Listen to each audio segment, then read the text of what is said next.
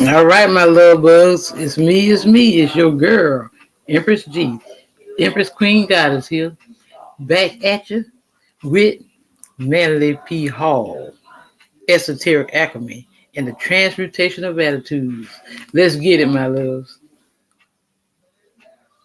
Pointed out that the great tragedy of the concept of alchemy was the transmutation of metals. Basil Valentine, monk of St. Bennet, had the same thought when he wrote into one of his books, "Woe to the gold makers." Now, this is an interesting thought because our subject this morning essentially is esoteric alchemy. And the history of alchemy itself divides into two distinct branches that have descended from antiquity, possibly originating in Egypt. The word chem in both chemistry and alchemy is an ancient name for Egypt. El is divine or sacred, and we find it used in the Bible in such terms as Elohim, and of course the deity of Islam is Allah. The divine prefix would indicate that alchemy is a spiritual art, a divine secret science. The great texts of alchemy have come principally from the Hermetic background at the beginning of the Christian era. And probably there were alchemical schools in Alexandria at that time. Also, we have early records of alchemy in China and in India. And it seems that from a very far back, there has descended a double concept of chemistry. Physical chemistry having to do with those areas of knowledge which are now considered scientific, and spiritual chemistry, which was definitely a sacred art. In practice, what is the difference in these two systems?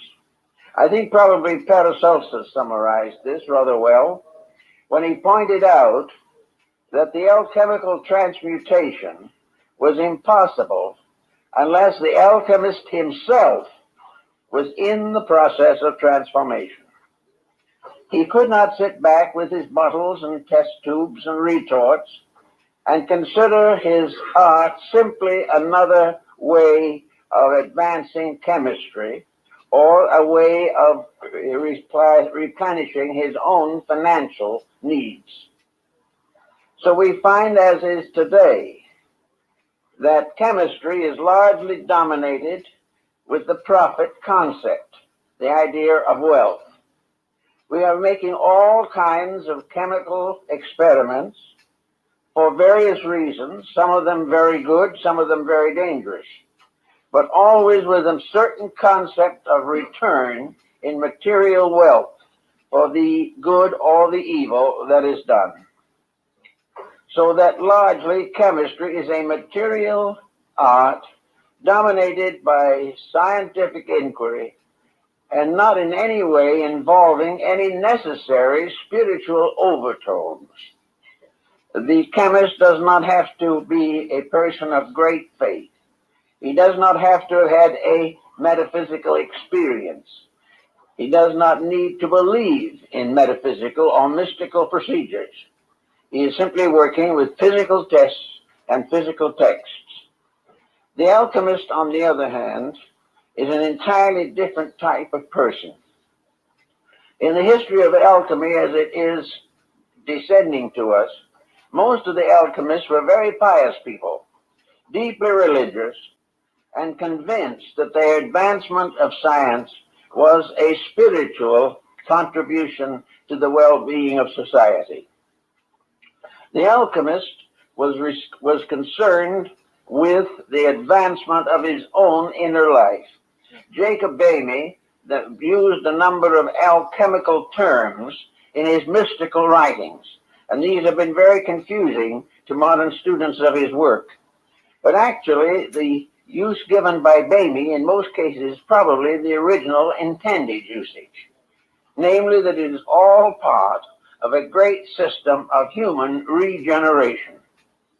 that it has nothing to do whatsoever with the advancement of worldly goods or worldly position. Now, in Europe, the alchemists got into trouble, very serious trouble, and were persecuted and in many cases put to the rack and tortured to death. Why? Because the rulers or avaricious leaders wanted the secret of gold making. So the moment the alchemist himself began to publicize this part of his belief, he immediately opened himself to persecution. So that the gold making as a science brought many of the alchemists to destruction. Also, the manufacture of gold or any other precious substance without control by the state could result in the bankruptcy of the world. So the ancients were very careful on that point. Now the question then remains is, can gold be actually manufactured?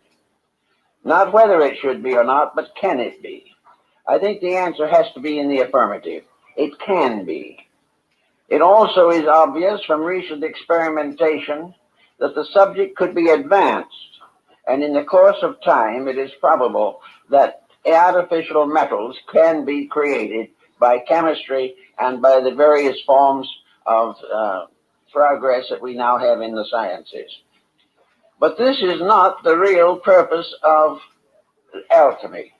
And where the chemists all get together to raise their own level of economic living, the science went into a very desperate prostitution. It was not for that purpose at all. The earliest alchemists that we know were using symbols at a very early date. In many cases, the symbols have been accepted as literal pictures, and this has led to further confusion. We know, for instance, that in ancient alchemy, the great retort in which all the experiments were being made was the solar system itself, viewed as a globe, within which all the chemistries and alchemies of existence were taking place. We know from our own researches in more recent times, and the ancients certainly believed, that this world in which we live is a great theater of mysteries, the major secrets of which have never been solved. That actually the world is a strangely complete thing, within itself containing everything necessary for the infinite perpetuation of itself. And this condition goes on rather peacefully and naturally until human ambition and avarice take over. The ambition of the average modern person is involving fame, distinction, or wealth. Therefore, he immediately is using knowledge for the formation directly or indirectly of gold. He may not make the gold in the retort, but he will sell secrets or sell scientific developments which will bring him rich financial rewards.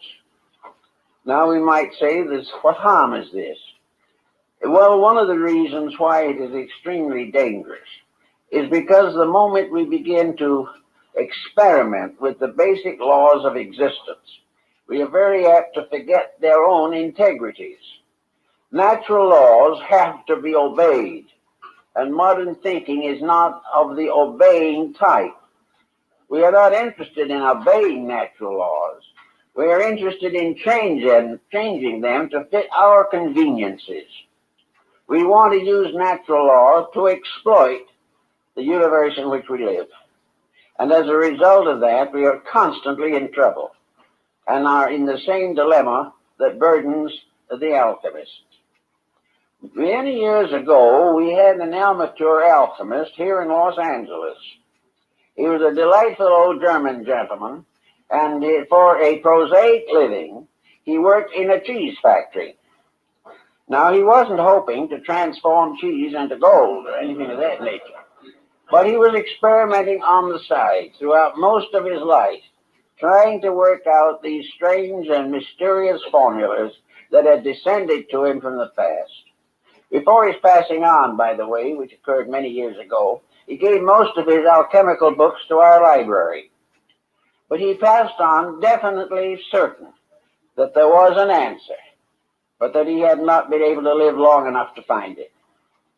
Then we had another gentleman who was engaged in alchemical speculation.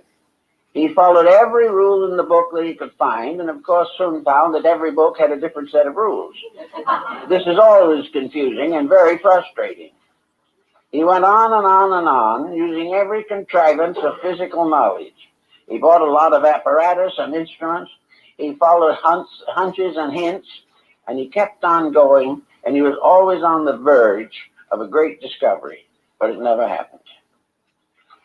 The one thing that he did not do, as I tried to point out to him on a number of occasions, he did not have a deep, abiding love of God, faith, or mankind.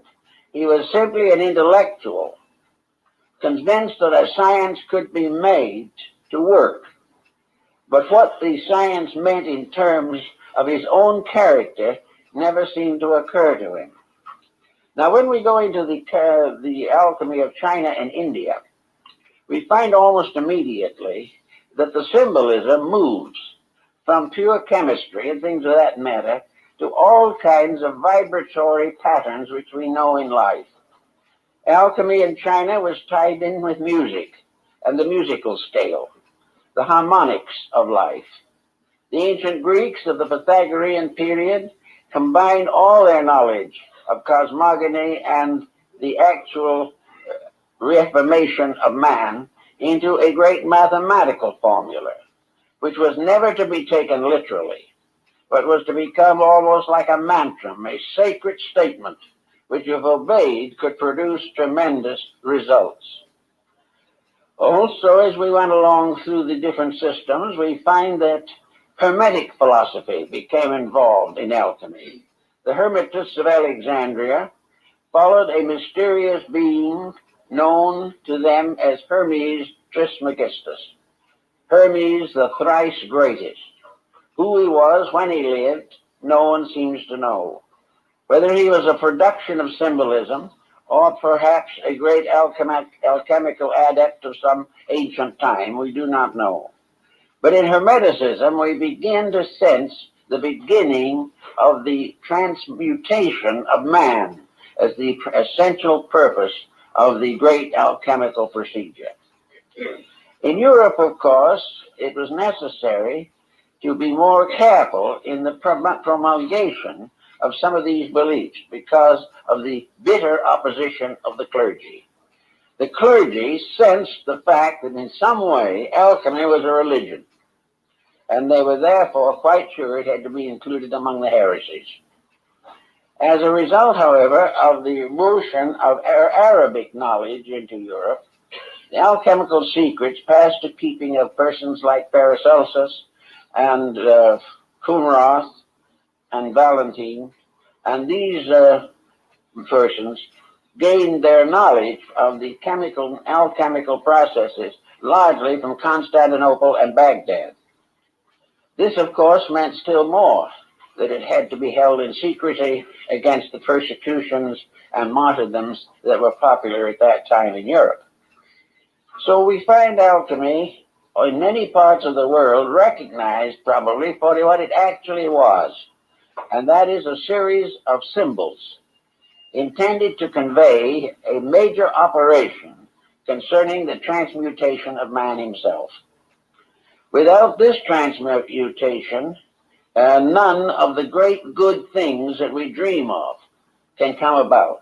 Therefore, the elixir of life, or the philosopher's stone, was that power by means of which all good things could come to pass, wherein all errors and forms of ignorance could be overcome, and where the human being himself would gain complete control of not only his own life, but the laws governing it. Therefore, we come to this particular thought that seems to be very much in the medieval alchemical tradition, and that is there any proof of transmutation? Do we have any actual evidence of things being completely altered? Has there ever been a scientist that could completely alter anything? He could modify it, yes. He could improve it to a degree. He could destroy it, always. but the process of actual transformation of a thing from what it is to something totally different. This has been a question that has been of concern in alchemical researches for ages. The answer, of course, is extraordinarily simple. The answer lies in the human body itself. The process of digestion of food requires the transformation of elements. It requires an almost instantaneous adaptation of certain principles to special usages for which they were not originally intended. It is possible, therefore, for food which is taken in to in some way maintain a life principle which is not the food, which is not in the body otherwise, but it must be used to nourish the spiritual ends or principle in the human being. Therefore, the bread and butter and the cheese and milk keep alive something that is not any of them. Keep alive a thing which throughout life will continue to cause the heart to beat, which will continue to circulate the blood and nourish the functions of the human being until the end of life. Therefore, out of what goes into him comes out of him arts and sciences, poetry and music, philosophy and science, religion and economics. They all come out of someone, and that someone is nourished by the food, by the atmosphere around him, by water, and by the rays of the planets and the light of the sun and moon. Therefore, the wedding of the sun and moon in alchemy is very important. Not because we're going to have a wedding up in the sky of the two luminaries, but because we're going to have a union of the principles for which they stand inside of the human body itself. So we have the amazing recognition that one life flowing behind all forms and made available through nutrition to every living creature. We find consequently that from the harvests in the fields that a world is nourished, and those who eat these harvests become proficient in many forms of activity. Now this, in a sense, is the problem that we find in the Christian doctrine of the Eucharist. Here we have a problem of the divine blood. And in alchemy, this divine blood is the elixir of life. How this divine blood operates is not clear to many people. But in some mysterious way, universal life supports living things. And these living things may never be aware of the source of their own nutrition. And in a mechanistic era such as ours, they do not care about the source of their nutrition. All they want is to keep on going. Now, out of all this has come a new concept of nutrition also. A concept involving vitamins and proteins and carbohydrates, an entire system of nutrition based upon the development of highly specialized nutrients from the various food materials that we eat. That all these food things have something to do with the maintenance of the various structures of the human body. In this sense of the word, there is an acceptance of alchemy without any understanding of it. Here we have the realization that nutrition does do the work. But how this nutrition does it and why it does it, and how one general type of nutrition can maintain an infinite diversity of creatures is another problem that is difficult to understand.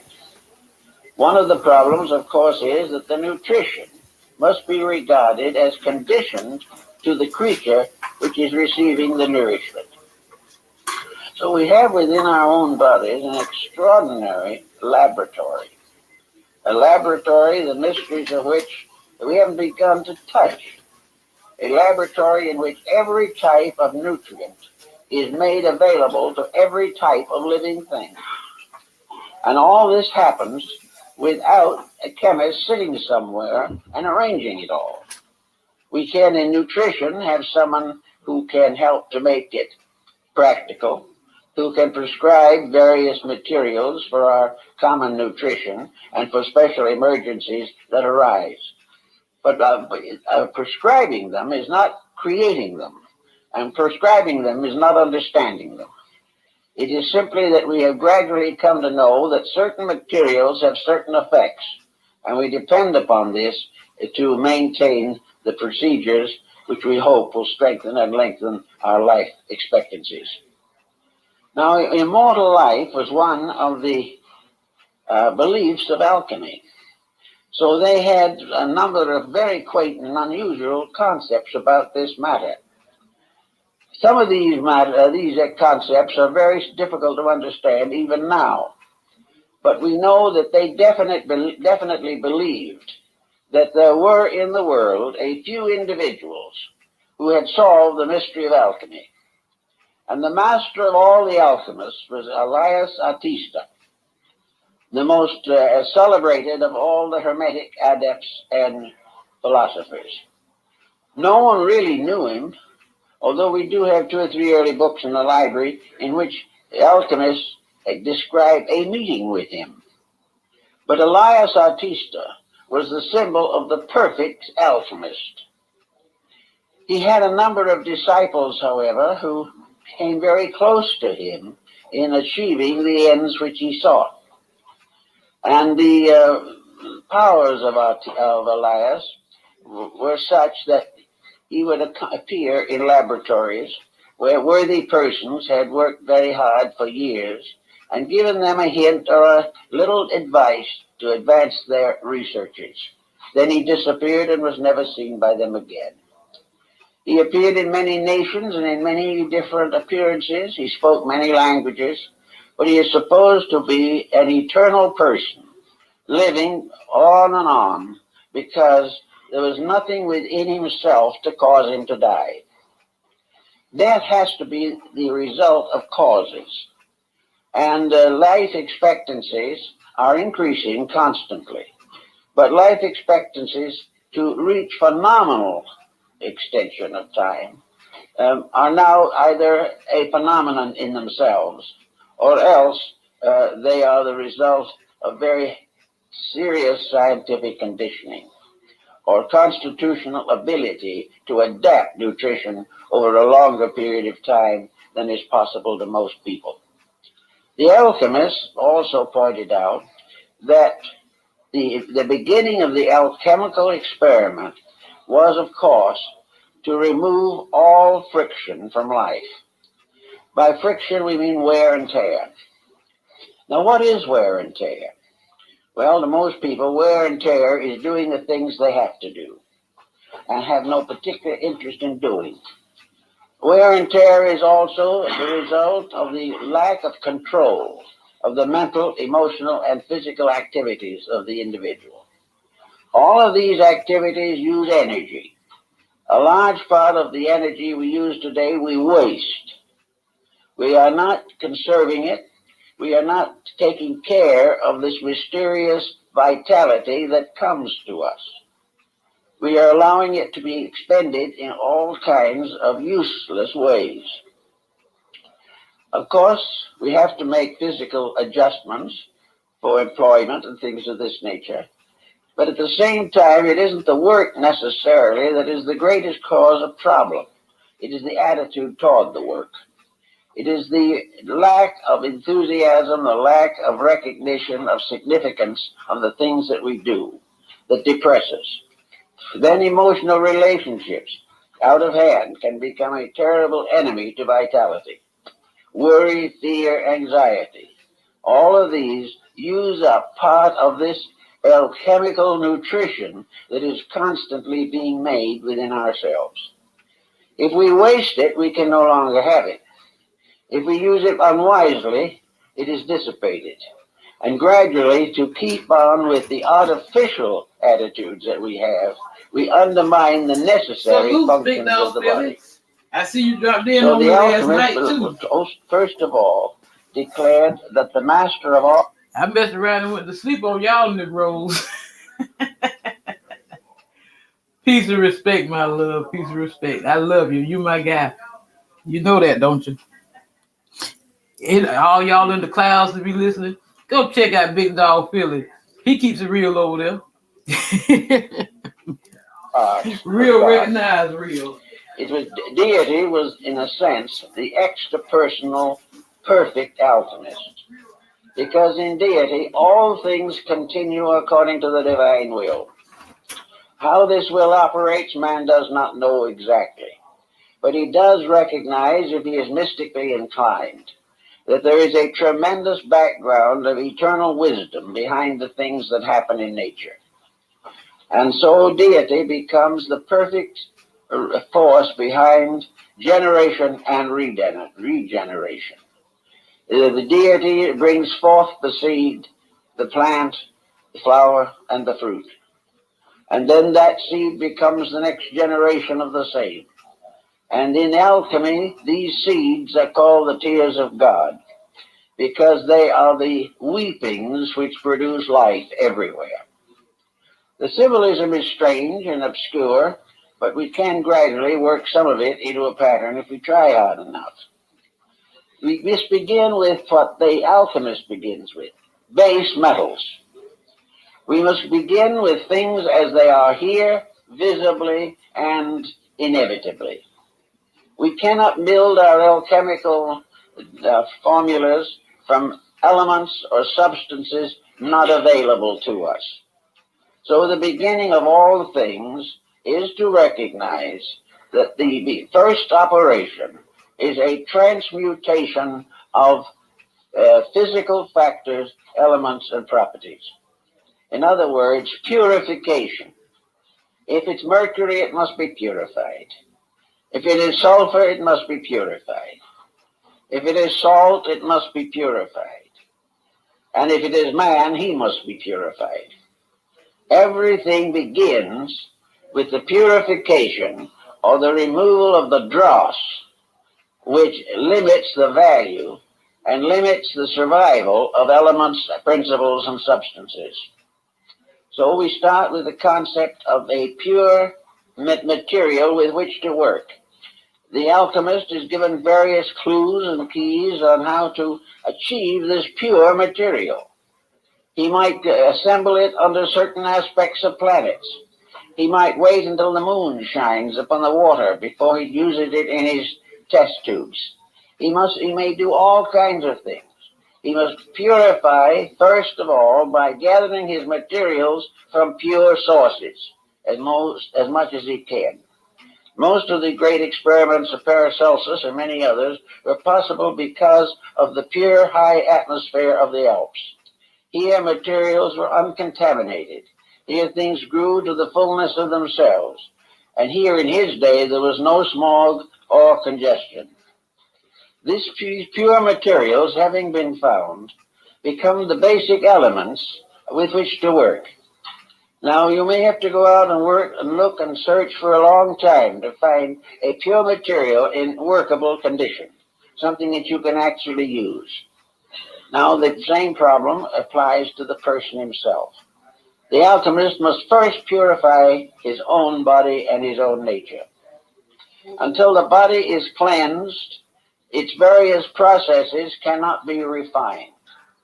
Because actually, all the purification in man, all the integration and organization of his abilities and capacities, all the improvement of his nature through learning, through meditation, through contemplation, all of these things lead up to, contribute to, and make possible a final internal illumination.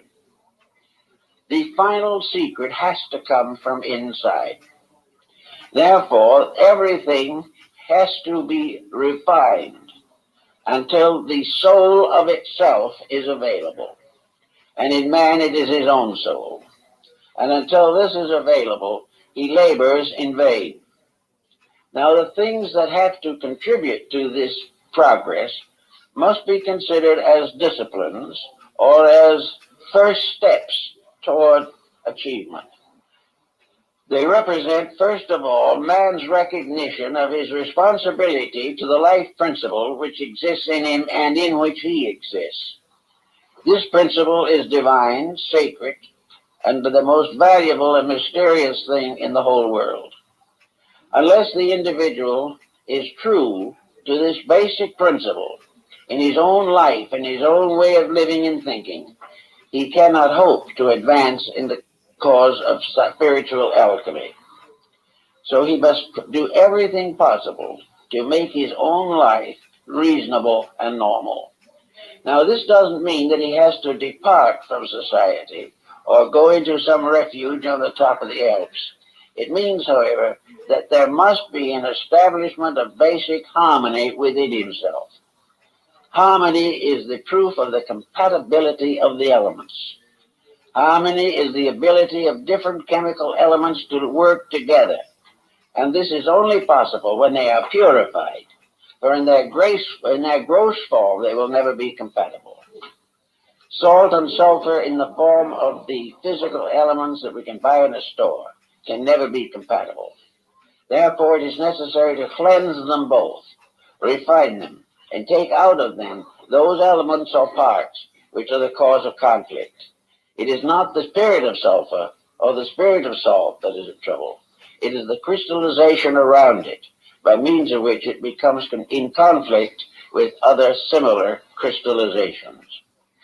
This, we know then, is what the ancients believed to be the creation of peace within the self. The alchemist must put his own house in order. He must begin by realizing that he is actually searching for something that is in its substance and essence completely sacred. For any other consideration is going to damage his probabilities of getting it. Now, the alchemical procedure that is most commonly known is relating to two distinct ends. One is the creation of the philosopher's stone, and the other is the brewing of the philosophical medicine, the elixir of life. So the stone in itself represents the body of wisdom purified, and the universal medicine represents the soul. The medicine of immortality must be derived from things that have a birth and death within themselves. In other words, the nutrition that is given off may cause the primitive element to be lost, but its power goes on. It does not die. It simply reincarnates on a higher level. For when we take into ourselves basic elements, they are reborn in us, and therefore pass through a process of evolution as they are used by the human being to maintain the economy of life. So in the beginning, the alchemist must find a quiet place to work. He must have his little laboratory. Well, laboratory in his day was a furnace, a fireplace, a bunch of bottles, and a few old books to guide his way. But to us, the laboratory is actually a body so free from interference and confusion that he can retire into it when he so wills. In other words, the laboratory is his own internal, not his eternal, but his internal. It is that part of himself which is always capable of being reduced to a harmonious situation. The personal life must be basically harmonious. Now, a lot of people feel that this is not possible, that there is no answer to all these grievances and griefs that beset us and affect us. But the alchemist says, you're after the most valuable thing in the world. And if you're hoping to get it, you must earn it. You must make adjustments that will never be required of anyone except for this purpose. So to create a quiet place within the self for the contemplation of the symbols of regeneration, this is very vital. It does not mean, however, that the person has to become a constant celled monk or mysterious acolyte. He does not have to retire from life. He simply has to retire from confusion. He has to reject the idea of confusion within himself. The acceptance of confusion is a form of ignorance. It is not real. but we all are subject to it. But confusion also means waste of energy, waste of time, depletion, an inability in that state to contact a deeper and higher part of ourselves. This we find in our Oriental philosophies in the series of Yoga and Vedanta. Here we find the mystery of the chakras, and the chakras are the seven seals of revelation, and the seven seals of revelation are actually the seven sacred metals of the alchemical transmutation. It's all part of one thing. But if the Orientalist wishes to practice yoga, it is very important for him to first of all recognize that he is not practicing it in order to gain power to dominate somebody else. He is not practicing it in order to free himself from the responsibilities of living. He is practicing it because it is a way ordained by deity, by means of which the wanderer returns home to the spiritual homeland from which he came. It is a part of a journey, and the journey up through the chakras and up through the Sushumna Nadi are all journeys toward reality, toward the self, toward the infinite, which we are all seeking to understand. So in alchemy, the quietude is the same as that recommended for yoga, to find a quiet place. Now, in Tibet, used to be an old monastery where they had a very nice idea of how to train an acolyte in quietude. They had him sit under the temple bell and rang it all the time until most people would have gone completely crazy. But he was supposed to sit there and be so peaceful that it was incredible. He must reach a point where that clanging meant absolutely nothing, or in which finally he was able to hear in this clanging the voice of God.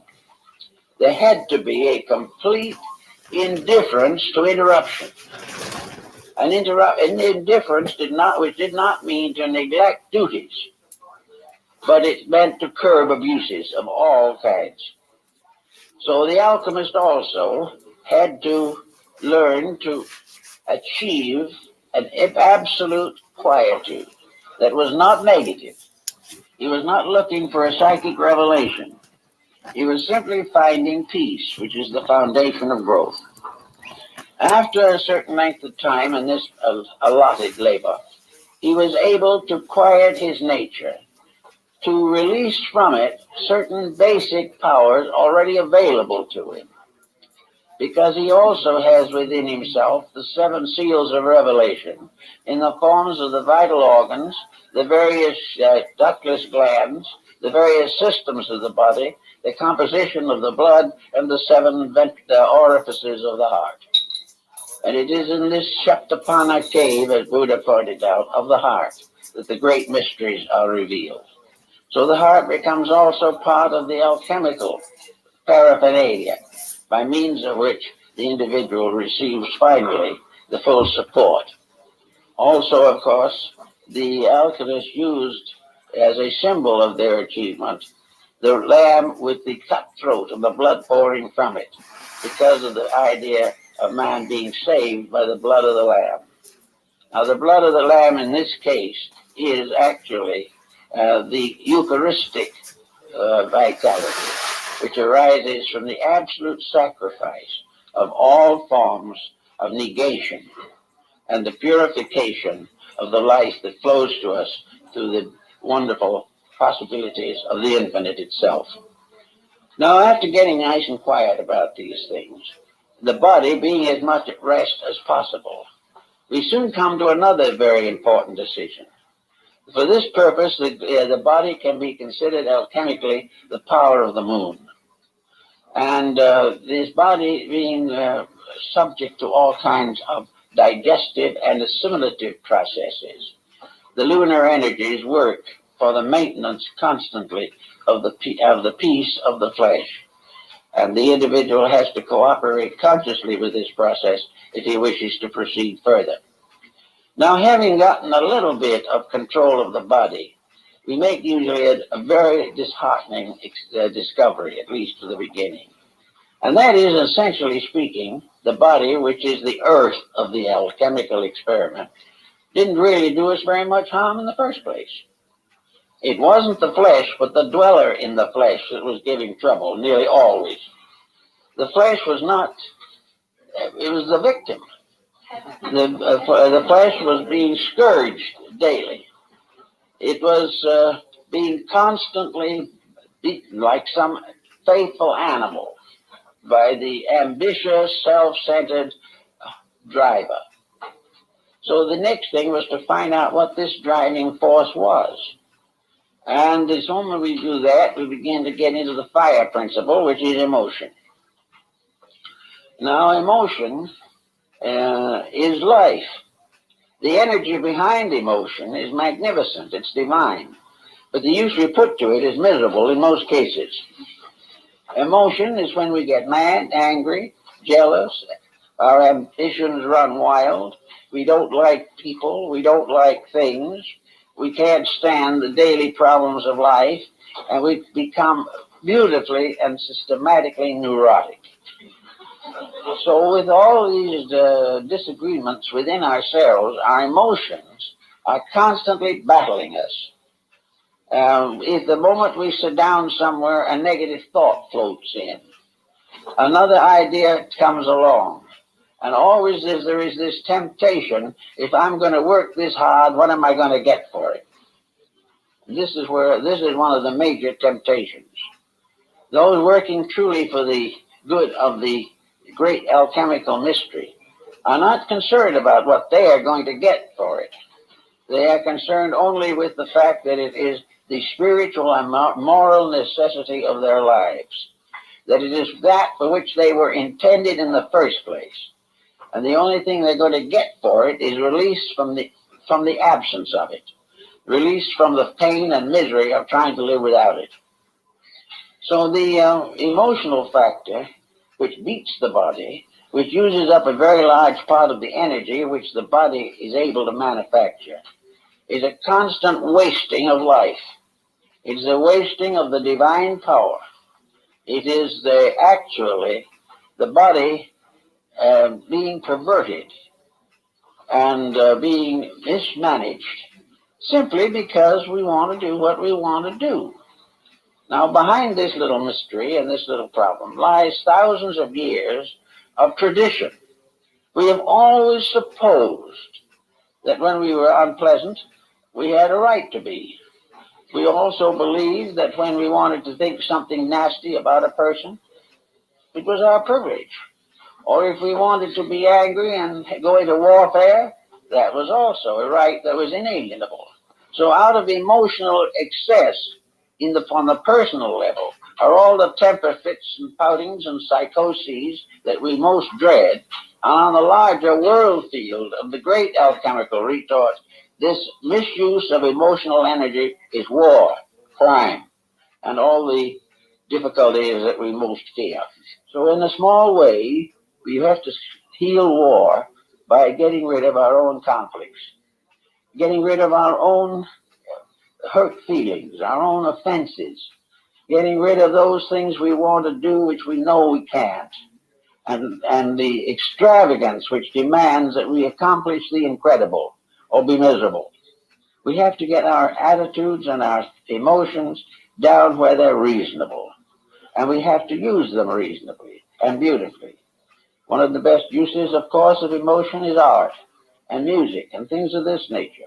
But in the ordinary commonplace of things, it's kindness, it's affection, it's the natural friendliness of human beings. And where this increases strongly, there is a change in body chemistry. The emotions no longer persecute the body. They no longer offer the body on the altar of their own ambitions. They do not destroy. They do not nurse grievances. They waste no time remembering past events. The only thing that we remember from the past is experience, which is helping to make us better now. So gradually we relax the emotional content. Now, the emotions can be beautiful, and emotions that are beautiful are well worth cultivating. But here again, they must be sincere, they must be real, they must be naturally within a pattern of normalcy. Even the best emotion gets into trouble if it becomes hysteria. Then we have to pass on to the next level of this complicated pattern, and that is the mind level. As the emotions sit around making trouble for the body, the mind arrogantly stands up and makes trouble for both.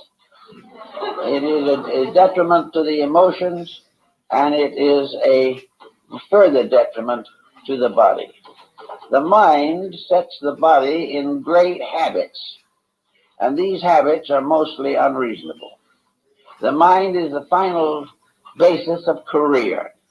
It is that which we learn to do well so that we can get rich doing it.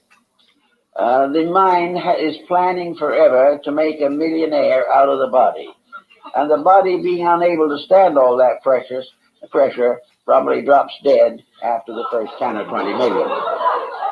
This is the problem of the mind also, argues and debates. It's the mind it's up to neck in politics, regardless of whether any of the candidates are worth voting for. The mind is the basis of telling other people how to live when we don't know how ourselves. And the mind is that which comes to the conclusion that the more we accumulate, the happier we are, when every day this is proven to be an absolute falsehood. So all these problems, the mind has got to be brought down to what it was intended to be, a sort of psychological bookkeeper.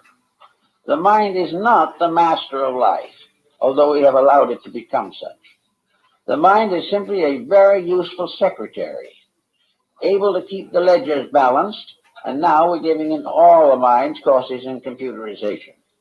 But it's going to be a long time before we use these computers to find out what's wrong with ourselves. And we may sometime. It may be someday that we will have to fight it out with the computers, because they may be more right than we are. In any event, however, the mind is a constant cause of agitation. Its ambitions and appetites know no bounds. And very often it forms a very difficult and unfortunate partnership with the emotions. When the emotions justify an attitude, there is definitely a bad situation.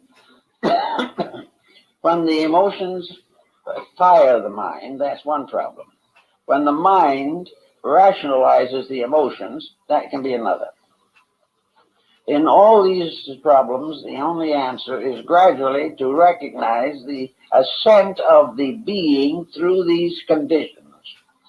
These are the stories that we have in the great system of the ancient mysteries. The rites of Elysus and Dionysus, the rites of Horus and Isis, the rites of Buddha in India, China, and Japan, were always arranged in 3 basic steps. And these 3 basic steps represent the 3 great levels of the personality. That part of ourselves which we have some inkling of, but have very little understanding. They have also become the basic Blue Lodge degrees of Freemasonry, and many other fraternal orders have the same trichotomy of rituals and symbols. So the 3 together constitute what might be termed the visible or tangible temples. In the body, these 3 powers are the grand masters of life. They are the ones upon which nearly everyone depends for survival, for continuance, for the fulfillment of purposes. If we can't solve it physically, try to solve it emotionally. If that fails, try to explain it or rationalize it mentally. Then if all of these things fail, we're at a kind of a wit's end. Sometimes we simply drop back and they say there is no answer, and we turn to the more familiar things. Those of a more idealistic nature look upward and see above these 3 steps something else, perhaps God. That's something they still have to transcend more than they have realized was necessary. But for our personality and for the experiments of salt, sulfur, and mercury, we have the threefold body and the auric or magnetic field in which it functions. Now, the magnetic field is a very curious thing because it is also a mass of chemical factors. The magnetic field is a constantly changing compound of interactive energies. The magnetic field is like a bottle that is being violently shaken after a whole group of materials have been put into it. Now, when we look at the situation symbolically, the magnetic field is a bottle. And it is the bottle that contains the three parts of our own lower nature, each one of which has a magnetic overtone. And when we begin to realize this, we begin to see that we have interactions here as well as in the body. In fact, we have to explain, for instance, why a temper fit will cause a headache, or why indigestion will result in serious emotional complexes. The answer is simple. They don't do it that way. The troubles arise in the difficulties in the auric or magnetic field due to intemperances of attitudes. If an individual is angry, the magnetic field blazes up and really practically burns out most of the other values, for the moment at least. If the individual is depressed, the magnetic field fades down to a shadow. If an individual is in the presence of contagion and is healthy, the magnetic field can protect him from infection. If, however, he is depleted and goes into the presence of it, he may catch the ailment. So the magnetic field is in constant motion. Emotion forms, thought forms, and bodily essences make up this particular area. And if there is any deceit, any falseness in the personality, it will show in the magnetic field, although the individual may try to talk himself out of the problem itself. If you have a temper fit and you say it was justified, you're not sure of that because it's not only justified if it does not result in trouble in the magnetic field. The magnetic field is not interested in your excuses. It is not interested in your explanations. It is interested in the chemical interaction of values. When you pervert a value or misuse it, the magnetic field bears witness. And the moment it bears witness, the magnetic field's resources are depleted and the individual does not feel so well.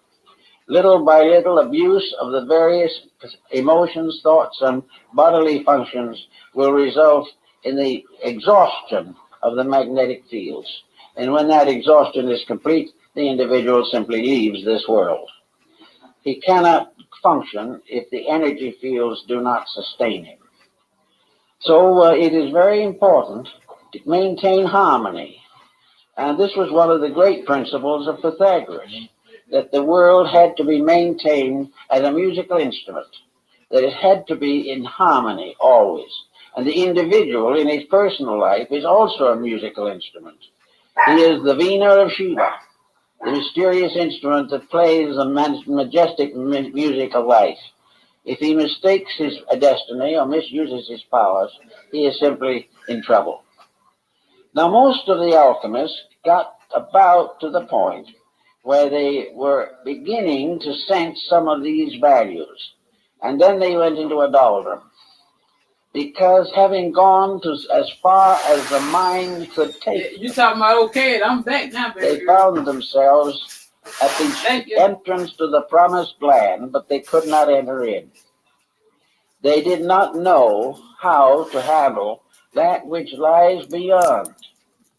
They had listened carefully, and as Faust in his laboratory, they had read all the great books. They had studied all the mysteries. But there at last they stood with all their lore, fools no wiser than before. Something was wrong. The great search ended in a frustration, not in a great reward which they had hoped for. Now, the only answer to this was to do what Lully and Valentine and Coonroth and many others did, and that is check over what has happened. What did happen?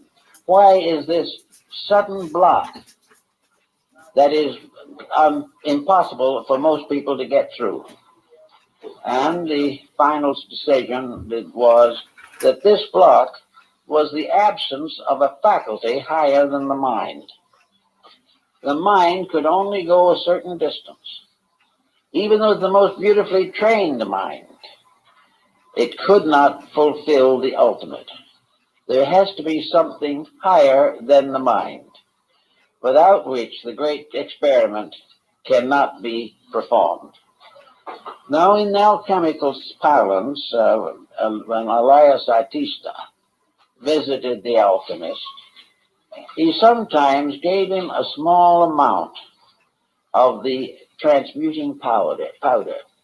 He put it in his ring, or he made a tiny little vial which was worn around the neck, and 1 grain of this powder would transmute 1,000 times its own weight into solid gold.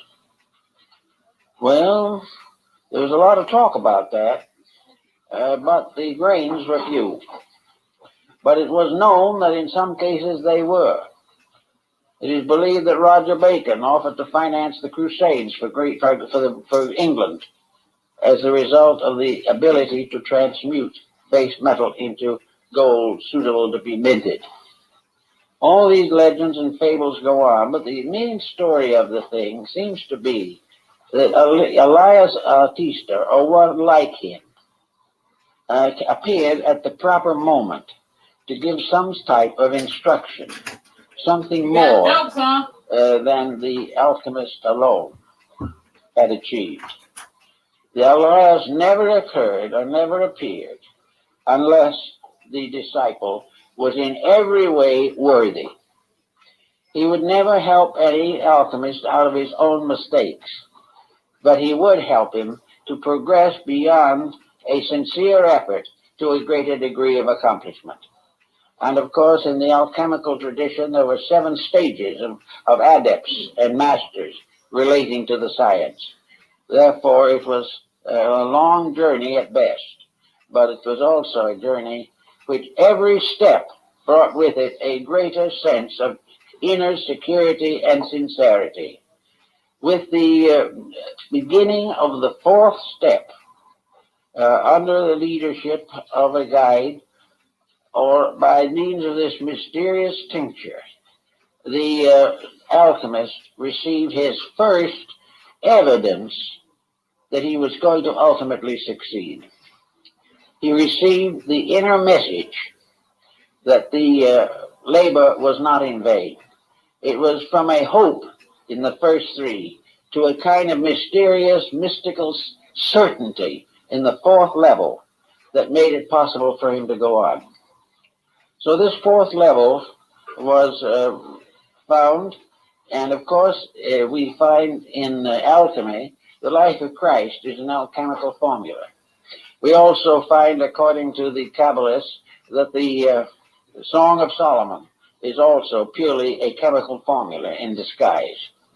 But the Christian formula of the Christ mystery places Christ as the final achievement of the universal medicine. And in the alchemical symbols, figures of Christ, also of other saints, appear in the bottles to indicate that this was the intention of the story, although most people didn't realize that fact. So in the 4th step, we come to the next thing, and that is the beginning of an integrated mystical experience. In other words, the 4th step was the awareness of the soul. It was what in Indian philosophy is the Buddhic state. It is the state of the individual suddenly becoming rational inside himself, achieving a sense of reality superior to thought, and also becoming for the first time capable of directing his own efforts by the very divine power within him which he was seeking to release into manifestation. So in the ancient Hermetic mysteries, the soul was the symbol of the alias artista, the adept. It was the one power in man capable of becoming the internal instructor, capable of becoming the source of inner enlightenment that cannot fail. Now, in the system of the alchemy, the cultivation of this soul power is perhaps most clearly defined in the writings of Böhme, the German theologian, mystical shoemaker, who was one of the greatest mystics of the Protestant world. Böhme was the one who finally realized that within himself was the adept. The adept was not somebody wandering around outside. The adept was the adept self, more or less of the same spirit of leadership that we find in the psychology of Carl Jung, where the teacher, the inner teacher, becomes the symbol of the master alchemist. In this particular phase of the subject, light begins to shine from within. Light begins to clarify things. The eye begins to see through the blind spot in its center. The world becomes more and more translucent. The elements become more and more understandable. And instead of seeing nothing but bodies, the intuitive mind gradually learns to see nothing but qualities. And the intuitional mystical experience is one in which the individual, looking at things, sees them as they are and not as he has thought them to be. He sees the rock and the stone and the star, not as he does with mortal eyes, but from an inner vision which projects a higher level of sight. In other words, to make it a little clearer, all things that exist have not only the visible forms of their existence, but the invisible forms.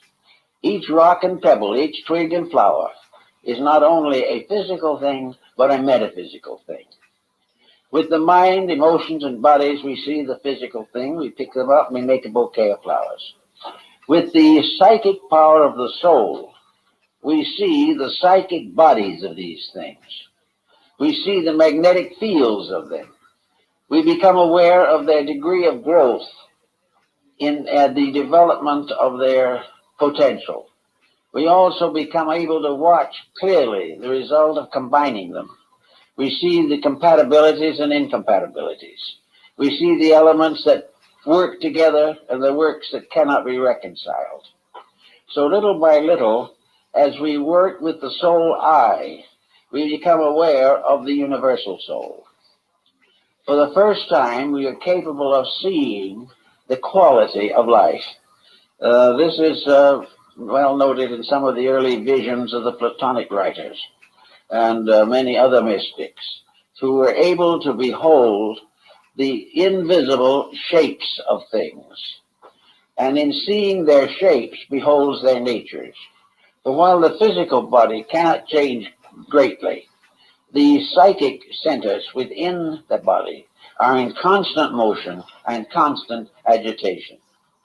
It is also possible for the alchemist to discover something that perhaps he has never fully realized before. He may have believed it, but believing and knowing are two different things.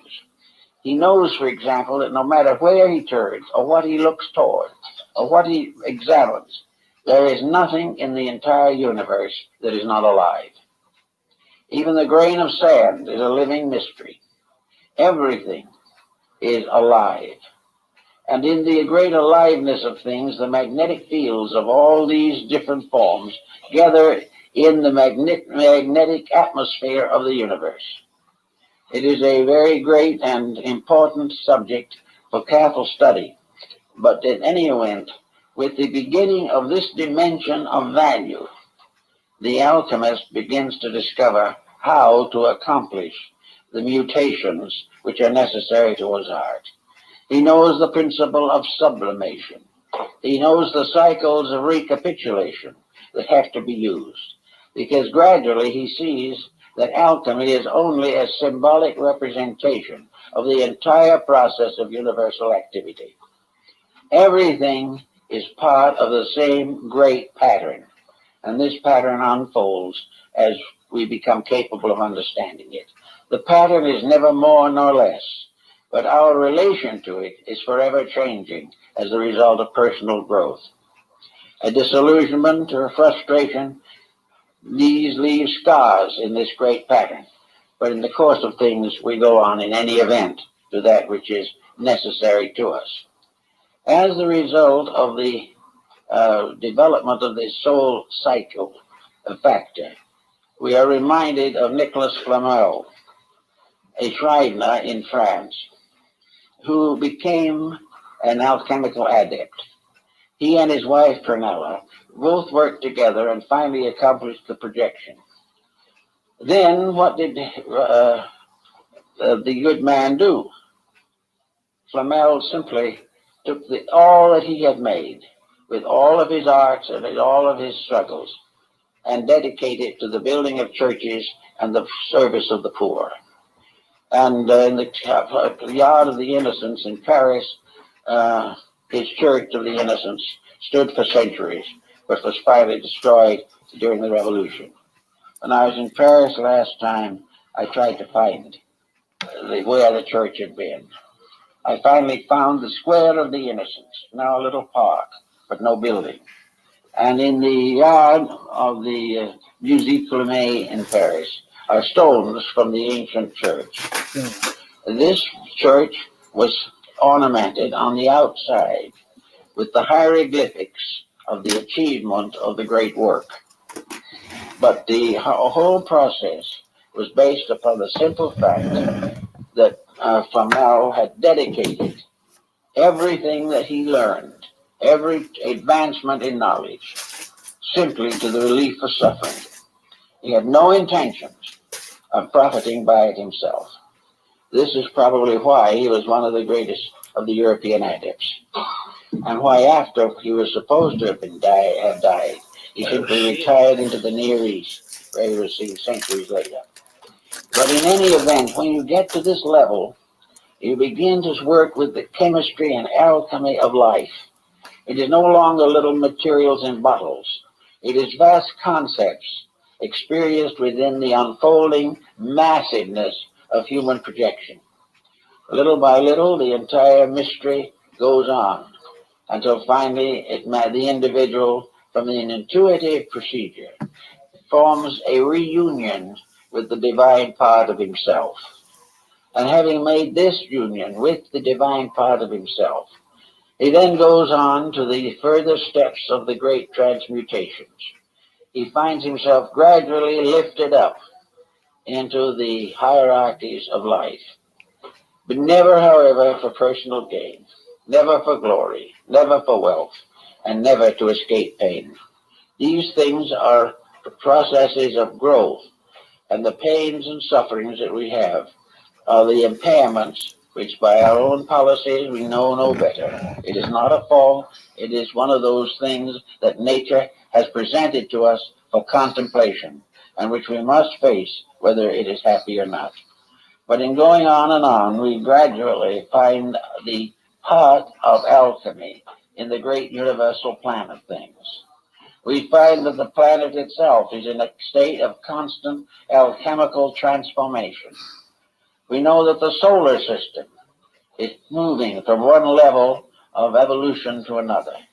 We know that the whole cosmos is coming in more and more into perfect harmony with its own rules.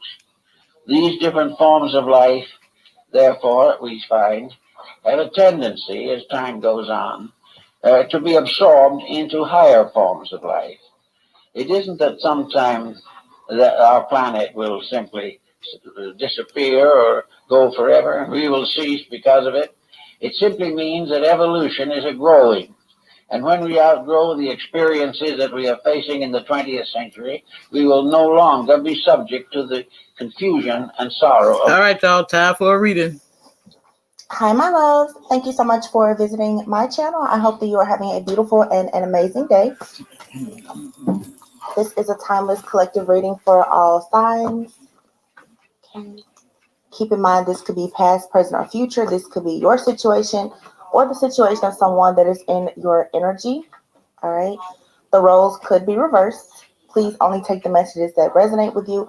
Also, keep in mind, he could be a she could be a he. Also, we all have different signs in our charts, so pay attention more so to the energy, not the signs or the sexes of the individuals that come up in the reading.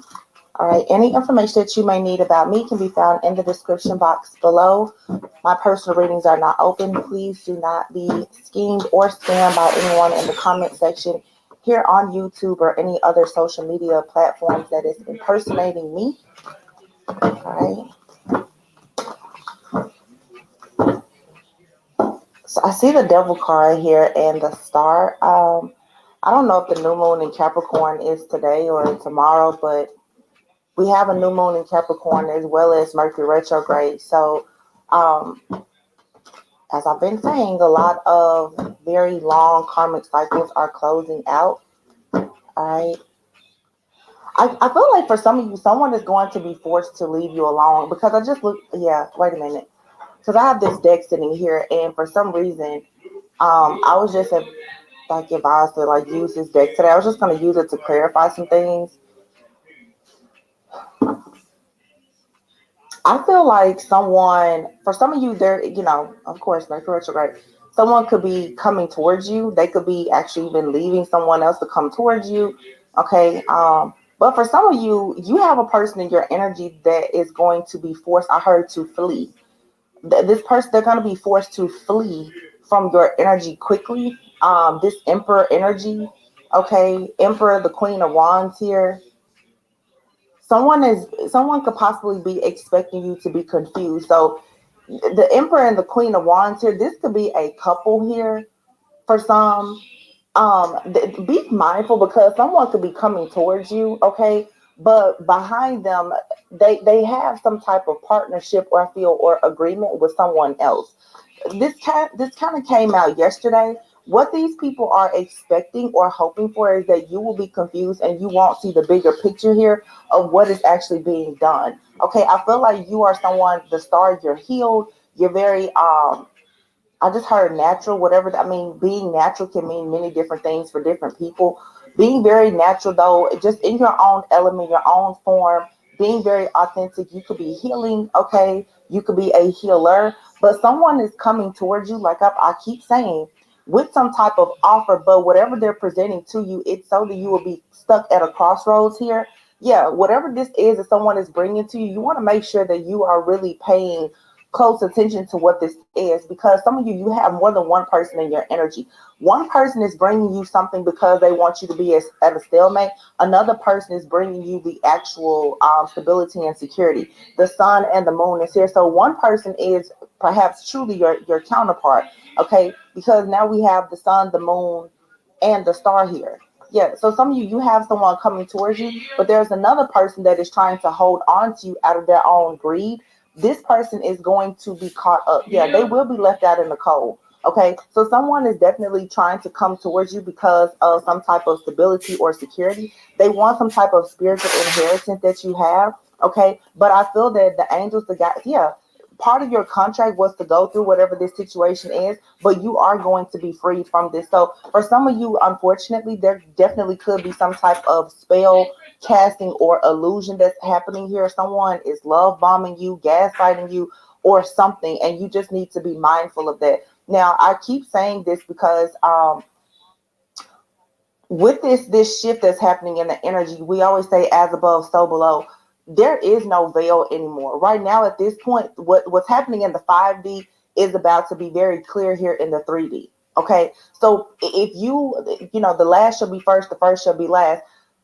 If you are a bad person, the people who have been walking around masking themselves, they're no longer going to be able to do that. If you are someone with this God consciousness, your love and light, you're working for God, but yet you've been here in a situation of rags. It's like a rags to riches story for you because everything is pretty much being completely balanced out and aligned. Okay, so just keep that in mind. Yeah, you have two different people in your energy. Now, one thing about time, you guys, time is an illusion. All right. Like I keep saying, pay attention to the energy. A lot of us, we are very quick to say, oh, the past person is really, really bad. Some of you could have recently met a person and they could not have the best intentions for you, or it could be someone from the past. Just be very discerning because this energy is very tricky. I'm not gonna always say, oh, the past person, there's no way that they could have changed. The past person could have been a certain way, have changed, gone through an awakening, and could be coming back to you the right way. You could have someone fairly new around you that you're trusting, and they have like all the wrong intentions for you, because someone here in your energy is for sure after your abundance. Okay, some of you are a high priestess. This person wants your gifts. They want your gifts. They want your stability. They want your abundance. Okay. um Whoever this person is, they could definitely be in a partnership or relationship already. We have the Emperor here and the Queen of Wands. The person that they're with, I feel like these two people, they manifest a lot. They have some type of I just heard organized crime, honestly. These two people have a very structured way of how they manifest, and I feel like this woman, it's like this woman knows that this man goes out possibly to get the abundance or the gifts, talents, or whatever of other people. This is like an organized spiritual crime, is what this is. Okay, so this is sort of like these people could be like in an open relationship or open marriage or something like that, and I feel like you've been targeted by this couple or these two people. Now, for some of you, these people, they're not. For some of you, these two people, they look like they are in a romantic relationship, and this came out a few weeks ago. To the public, to the community, they look like they are in an open, like a relationship. But this for some, this is two different. This is two practitioners. Okay, behind closed doors, these two people are practitioners. They work together to target people for spiritual gifts to manifest money. Okay, that's what I'm getting. Wow. Yeah, this is what they do. It's like an organized crime. This is like some like a voodoo family. Okay, they go out and it's really weird because whoever these two people are, and it could be more than them. It feels to me like these two people, they have some type of they're spiritual haters. You know, it's I don't they're not hating on people because of their spiritual gifts, because they want the spiritual gifts. These people are just, I'm assuming they're just very dark souls. Like they don't like people of the light or something. It's very strange. But again, you have someone here who is also in your energy that wants to bring you a serious offer. This is a new contract. So you have a choice here. But be mindful of this person that's coming towards you. Okay? This person has been sent out by someone to come towards you. Now I don't know if this person willingly is doing this, or some, I'm even hearing like someone here is under some type of possession. This is really strange. This could even be a situation where it's like a woman who is a witch is possessing a masculine to go out and do things with other people to get their energy and bring it back to her. I don't know what that type of energy or entity may be called, but that's what I'm getting here. I don't know for some people if this man is aware of what this woman is doing or if they do this together. But it definitely feels like when I keep looking here, like someone is being sent out. Like, okay, you go out and you do this, or you do that with that high priestess. We're gonna get the money, and you come back. And it's a woman that's doing this. It seems to me. I mean, he could be a she could be a he. But what I'm getting is there's a woman behind this. There's a man who has teamed up with a woman that he's possibly in a relationship with, or yeah, it seems like a witch has taught a man how to do something spiritually, and this man is obsessed with doing this. But this man, whoever this man is going to, to try and, I guess, like steal from their spiritually, they're attracted to that person and will want to be in a relationship with them. They feel like this person could even be like the one for them, but they're stealing from this high priestess.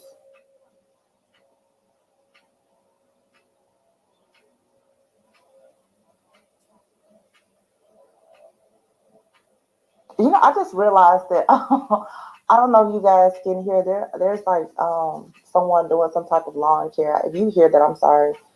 I can't control it. I just noticed it in the background. I just like completely zoned out for a minute. The Four of Pentacles. So somebody here, okay, so I do feel like someone has casted some type of spell or illusion. What they are hoping is that you will be confused enough for you to be held back. Somebody is purposely, I feel, trying to confuse you so that they can keep you to themselves and hold you back. All right. So for some of you, this definitely could be a past person. Okay, because it could be someone fairly new in your life, but it seems more like a past person because this person seems very invested in making sure that you don't get away. I feel like when you first start dealing with the person, yeah, they can like you. They can even be obsessed with you or infatuated with you. But when something is fairly fresh, you're not trying to get away from someone. This is a push and pull type of situation. This person is determined to keep you bound to them. Somebody here could have even done like a binding spell. But this is something I feel I just heard repeatedly. This person has done this repeatedly. They keep trying to bind you to them. Yeah, Nine of Wands.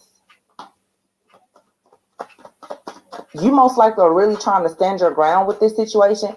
So when this person can't get you to do, yeah, look, it's like a stronghold. This person wants to hold you back from some type of celebration. Yeah, because yeah, oh my God, look at this. The Tower. This spirit told me the Tower, the Ace of Wands, okay, the Ten of Cups and the Ten of Pentacles. This person is really trying hard, yes, to hold you back from this new beginning. This is coming up every single day. I will be so glad when this is over. Like I'm really curious as to what exactly is God going to do about this person or this situation, because this has to close out. I mean, it comes out like every single day. Somebody is working so hard on keeping people blocked. Like this has to be the devil himself. Has to be. Somebody here, I mean, this person will hurt themselves trying to block you. They don't care. Like this person, they're in it to win it. This Leo person, I don't know. This could be a feminine here that is like hell bent on keeping this masculine. But it's like, and this keep coming out. Somebody is trying so hard to stop you from having a new beginning or to keep you from a masculine, but this masculine is not your masculine. If this resonates with you, the person that's constantly like fighting so hard to hold you back, they're not your divine counterpart. It's like they want to be. They're casting these illusions to make you think that they're their counterpart, but there's a huge, it's a couple here, or both of these. I was about to say both of these magicians. Both of these people do magic. Okay, you have this masculine. So it goes back to the very first channel message I ever did, where I said there's like a false twin flame and a karmic both doing magic on you. These people have figured out something about manifestation. I don't know who taught who. This masculine could have been into, I don't know, law of attraction, manifestation. He told this woman something. They have explored the occult or some type of craft together. Okay, these two people are doing work on a divine feminine. I feel strongly this is something that is from the past, and this may just be confirmation for you. This has to end soon, though. You have 10-10 here, 10-10. Okay, the Tower, Ace of Wands, Three of Cups. Somebody is trying to hold on to a masculine for dear life, but this masculine is trying to bind himself to the same person that the karmic is doing work on. I hope that makes sense. It's really, really crazy and a little bit sick and twisted. And what this karmic is doing is this karmic is trying to send this masculine out to a divine feminine to get the divine feminine's energy. This is what I've been saying this for weeks, if not months. Somebody is trying to use your energy to fuel their own like spell work. Like they're using your energy against you. That's what I'm getting. Like,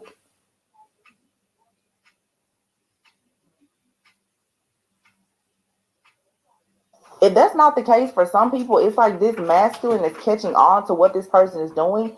But I feel like they're participating, or they were participating at some point. They're not innocent. I mean, to me, it doesn't matter because there's another person here. It's like, why not just leave this person alone? Yeah, look, Four of Swords and the magic. This magic is going to put somebody flat on their back soon. This magic, somebody is going to really get a serious like blowback from this magic. 1 second, guys, because I don't know about this noise.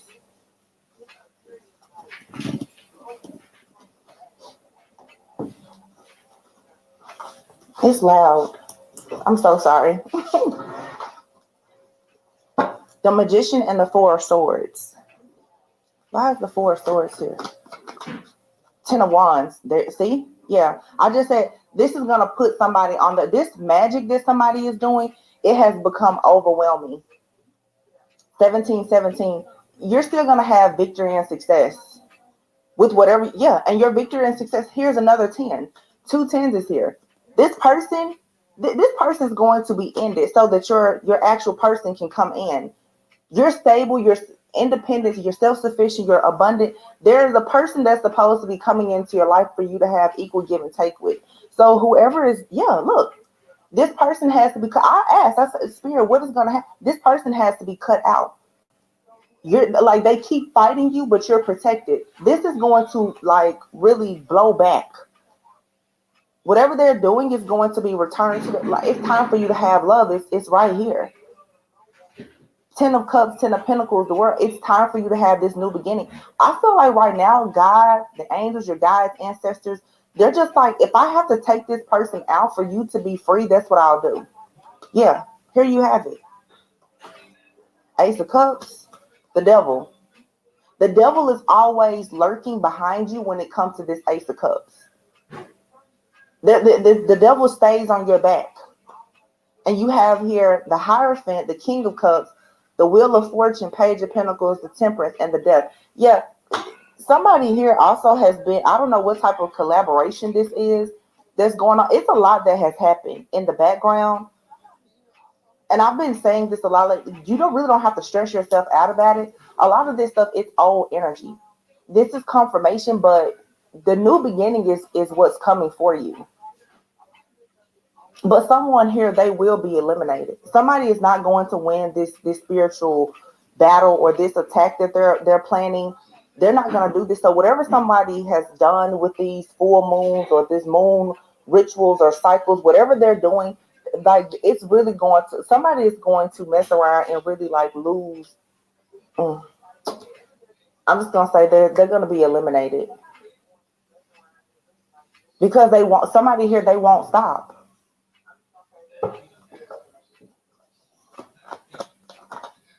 Judgment, yeah.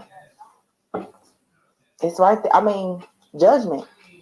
You have 2 people in your energy, at least 2. Somebody has to be eliminated.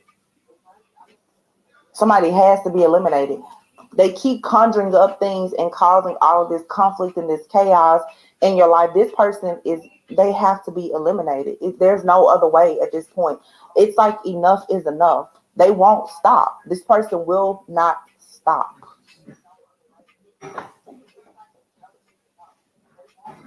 This for some people is definitely, it's like the damage has already been done.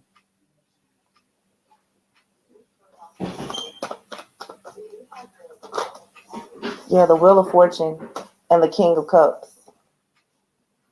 This is a turning point for you, something very positive. I feel like this King of Cups for some of you is a new person. This new person that's entering your life that wants equal give and take, that is emotionally available, will love you, care for you, protect you. Yeah. It's just like you have to walk away from this situation that's causing all of this instability and drama in your life. I feel like you probably already walked away from this situation. So you're about to get confirmation of some type of good news here about the end of this drama in your life. This is closing out. It has to. This is the biggest. Did I just say that? This it's like a really big blockage. Look, here's the Queen of Cups. The King and Queen of Cups is out here. So you're going, and the Empress has not come out in this reading. And I feel like it should stay the way. Divine Feminine, you should stay out of this. Don't stress yourself out about this situation or these people. Something for you is unfolding, and I feel like the best thing for you to do is to have patience. And I know patience is so hard to have in situations like this, because for some of you, this has been happening for a very, very long time. But I'm telling you, and I feel like I'm saying the same thing every day, but it's true. This is ending. I don't know what like God has up his sleeve, but it's something big. Like, you have not been forgotten. Because some of you are just like this. I don't think this is ever gonna. I'm telling you, you haven't been forgotten. This is going to end.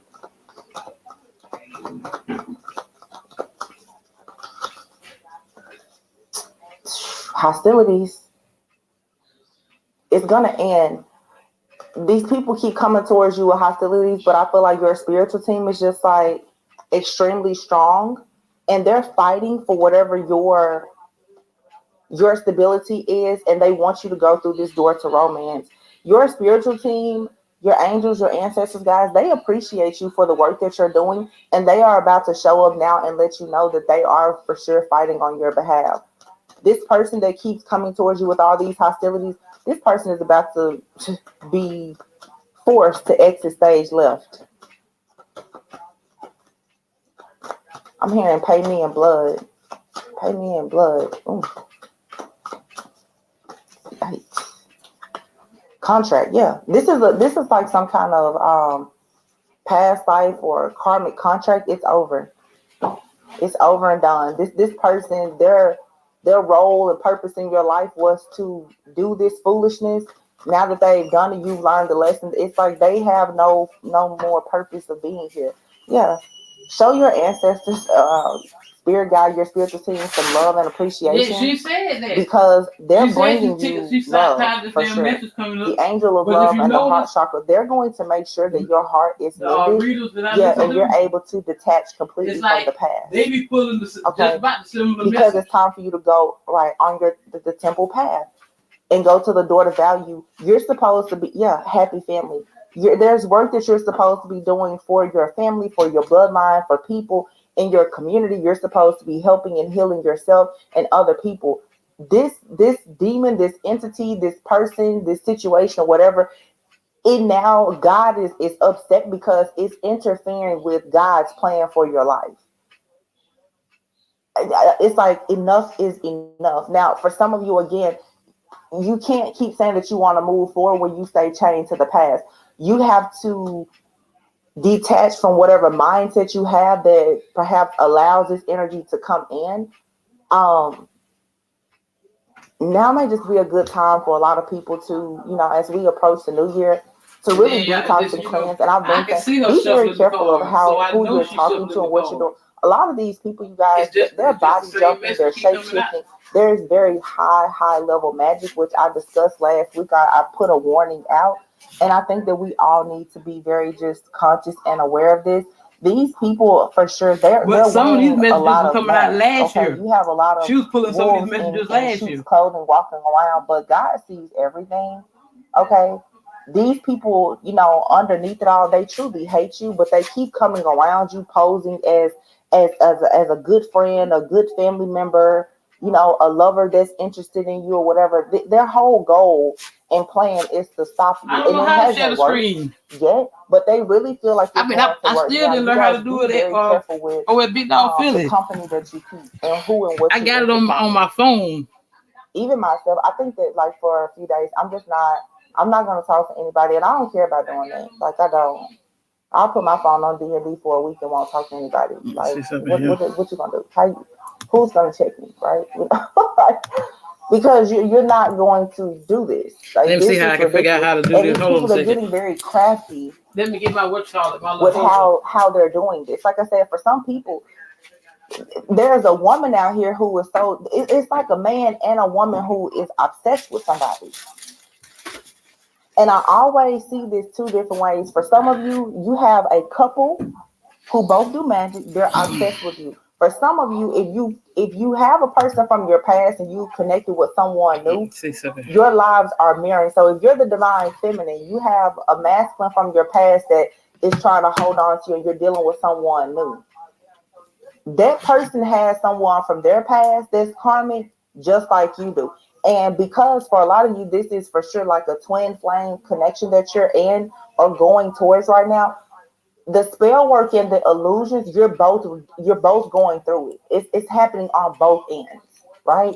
So your person could be haunted by a queen of wands that they've already walked away from, and then the divine feminine, you have a masculine that wants you to be stuck at a crossroads because you are moving into this very abundant spiritual union. Take it how it resonates. Like I said, for some of you, this is a couple doing this to you. For some of you, it's you and someone connecting, and both of you have karmics from your past who are magicians. Witches, wizards, and warlocks are attacking these new contracts and connections that are supposed to be coming into union. So really, really just guard and protect yourself, because this is crazy. It really is. I'm trying to get it where y'all can see. And here's the Empress. Look at that. The Empress with this says divorce. The Ten of Swords.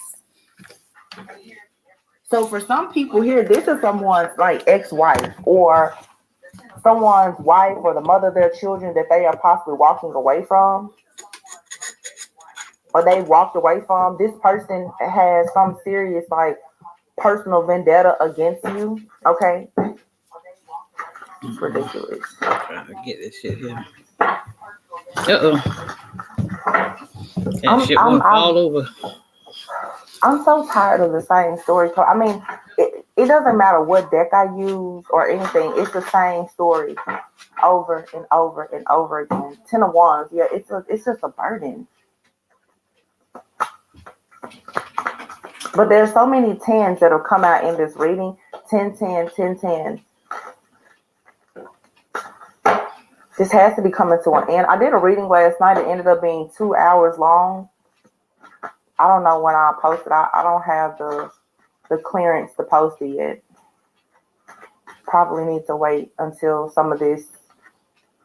this current spiritual attack is over. It's a really good reading.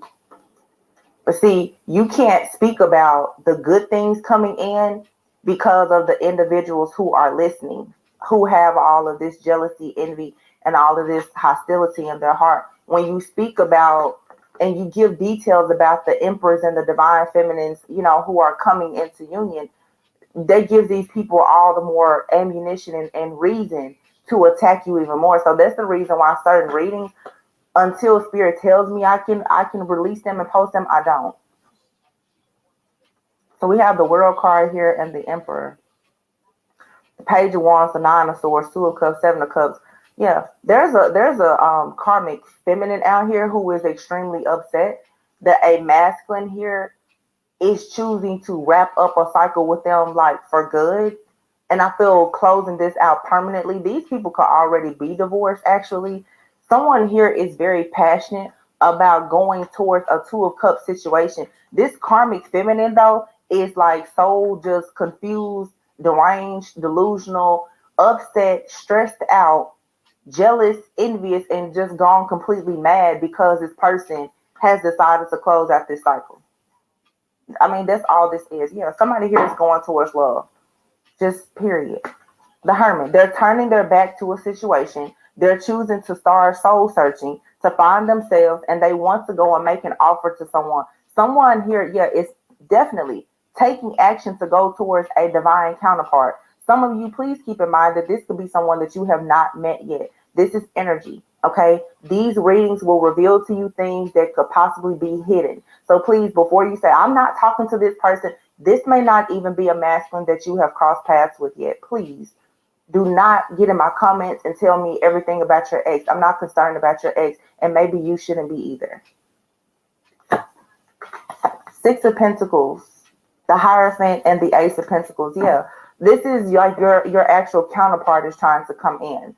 The person who they want everything with you. It's equal give and take. It's marriage. It's commitment. It's abundance. It's everything that you hope for, that you pray for, and more. King of Wands could be a fire sign. It doesn't have to be, but this is a fire sign. For some of you, it's a fire sign person. They could have fire and earth in their chart. This is someone who's very outgoing and ambitious, but this person, they really do value like stability and security. This is someone who wants something that is somewhat traditional. Okay, I don't really see this person living this unconventional lifestyle. Like this person, they're not someone who wants to come in and have an open relationship and sit around and do sex magic with you. That's not what this is. This is someone who wants actual marriage, stability, a family, a home life. Okay, and that's what they're passionate about.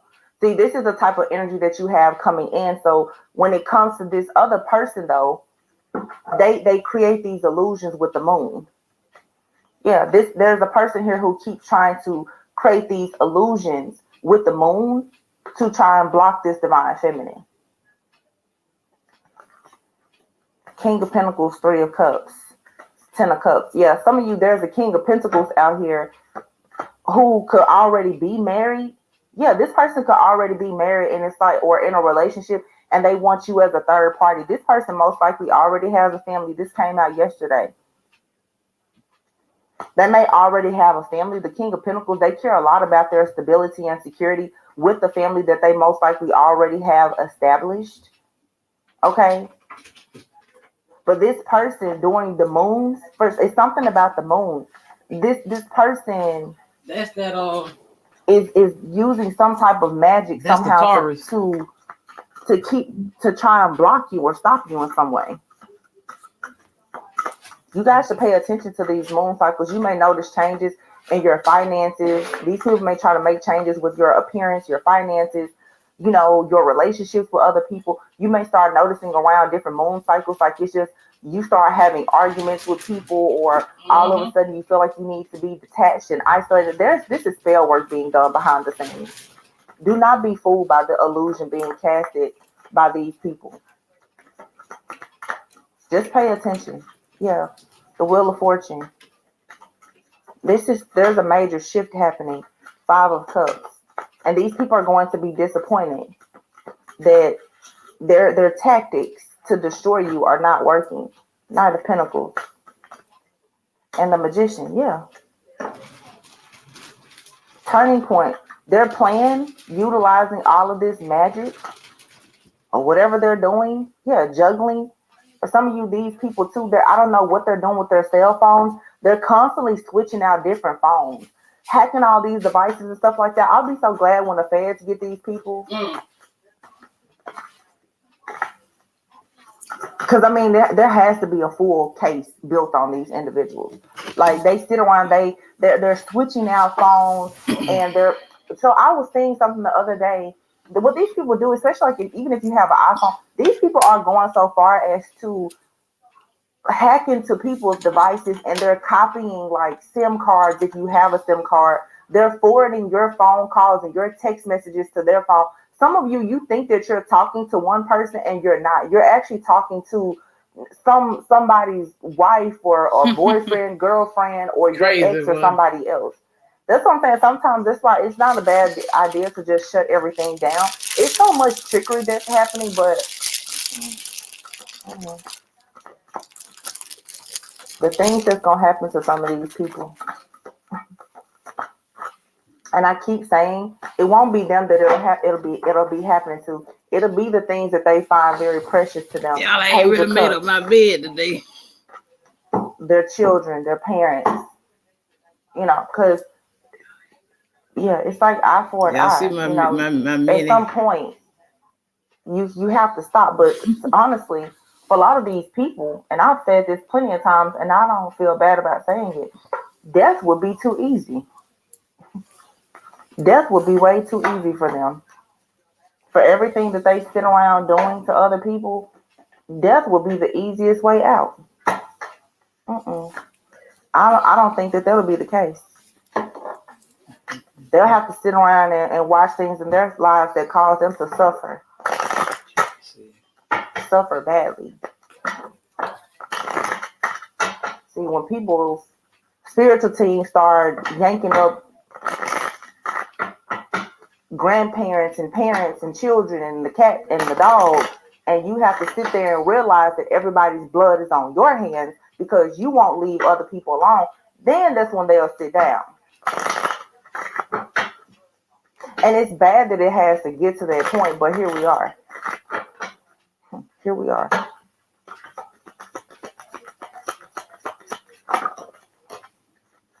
Gift. Maybe you're receiving a gift. Yeah. These people they're hoping to steal a gift. There it is. You're supposed to be getting a gift, and you will, but these people here, the goal is to steal it. Oh, and they're working on it day and night, night and day. Manifesting. Somebody's trying to manifest you, but they want to steal from you at the same time. I feel like I'm hearing you're in my thoughts and prayers. You're in someone's thoughts and prayers though, because somebody is aware that someone is working so hard to steal some type of security, stability, or something else from you here, because you are a person of high honor. Once again, the lovers is here. You have more than one person in your energy. You're in someone's thoughts and prayers. Someone is covering you in prayer while you're going through this. And I feel like the person, they're just waiting on the right time for this to be over. Yeah. Main male. This is coming to an end. It has to. Main male and mature man. Wow. Okay. An official person. Community. Here's wealthy man. It's a lot of men out here.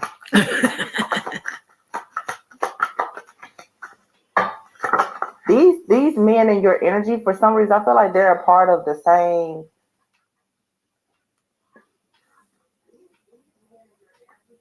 group or community, but not in this. It's like this is like, to me, past life. These two masculines in your energy, they could actually be rivals from a past life. This almost feels like some type of third party love triangle situation that has carried over from lifetime to lifetime. You have a main male, mature man, and the community. And here's mature woman. Uh-oh. Whoa. Hey, wait a minute. Mature man and mature woman in the community. And then you have this main male that's out here. Oh. Yeah, this is this couple. They're a part of some type of dark group or something. Y'all ain't got to drop out the chat now because she talking about y'all ass. This is the person that has you most likely in their thoughts and prayers.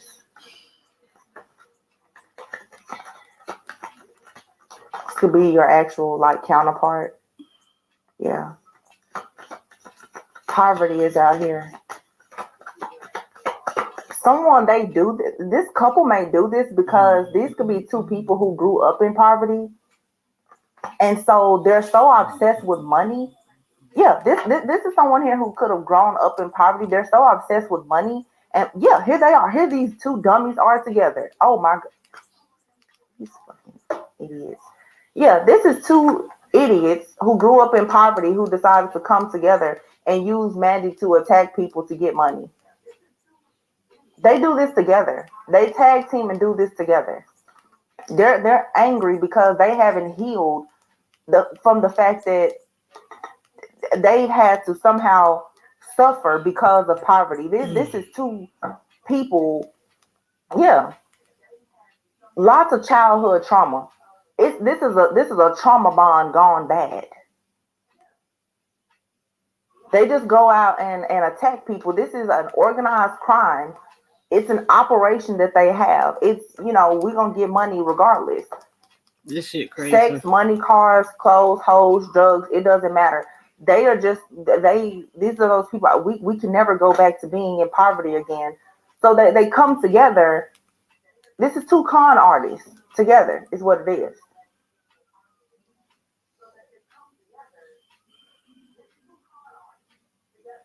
Two people in the community. And they're a part of some type of community. And like I said, these people, they do some type of magic. They're a part of some type of group or family.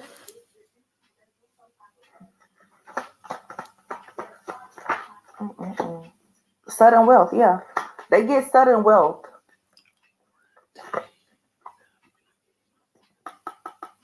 by going out trying to court other people because they want official people to be in bad health. This is some type of scheme here.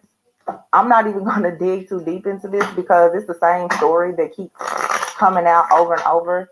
But yeah, these two people, their time is for sure running out. They're mad because they didn't grow up with money, or I don't know, they didn't like their parents. Jealousy and envy is a bad thing. Boo-hoo dumbass story that they keep telling themselves to actually support the reason why they're going out ruining people's lives, and they manifest everything with magic. This is why they're so upset, because if the magic doesn't work, then they can't get any money.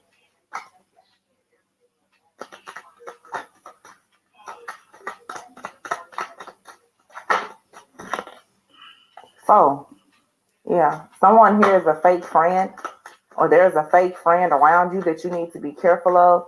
Like I said, be careful of who you're talking to. You could be telling a friend some of your business, widower here, and they're going back telling it to somebody else here.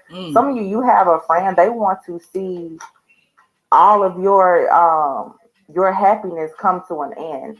You have sweetheart, joyfulness, and death, widower.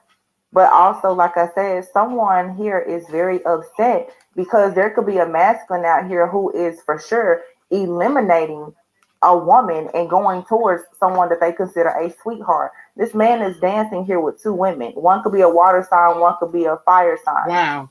One is, passionate, whatever. The other one is more intuitive. One is karmic, one is divine.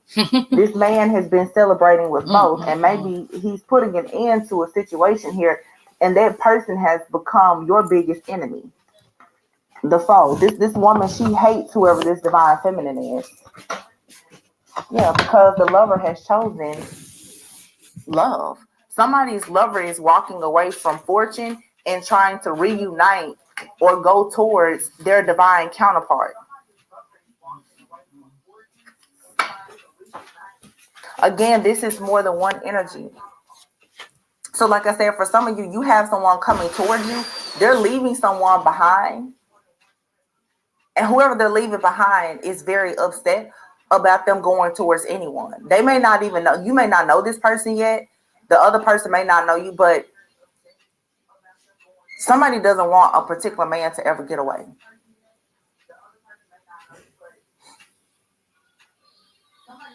And then you have another person here. They don't think about anything at all but money. Look, thought, money, thief, and despair. Somebody here is like, listen, we got to figure out a way to get this money by tomorrow. And if they can't get this money, listen, they don't know exactly what they're going to do. Yeah. There's some type of pending contract out here.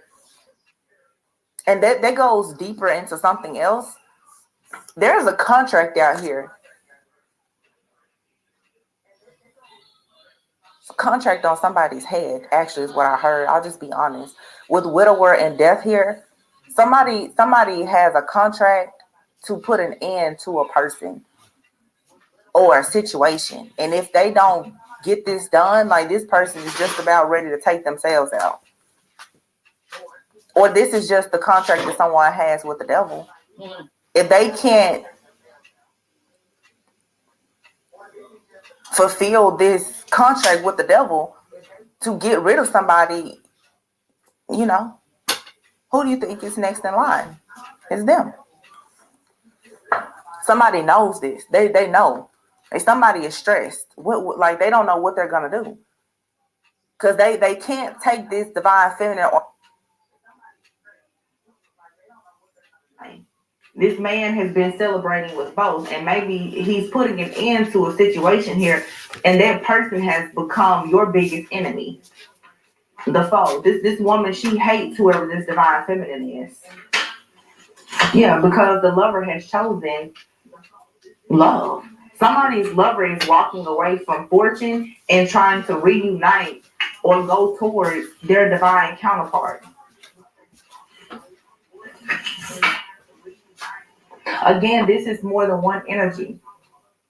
So like I said, for some of you, you have someone coming towards you. They're leaving someone behind.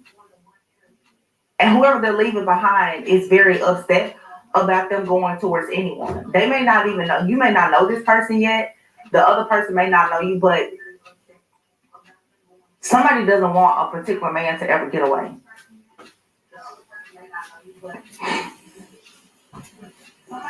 And then you have another person here. They don't think about anything at all but money. Look, thought, money, thief, and despair. Somebody here is like, listen, we got to figure out a way to get this money by tomorrow.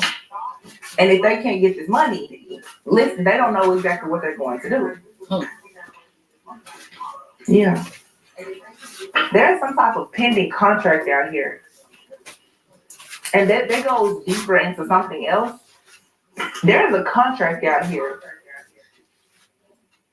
It's a contract on somebody's head, actually. Wow. I'll just be honest. With widower and death here, somebody has a contract to put an end to a person or a situation. And if they don't get this done, like this person is just about ready to take themselves out. Or this is just the contract that someone has with the devil. If they can't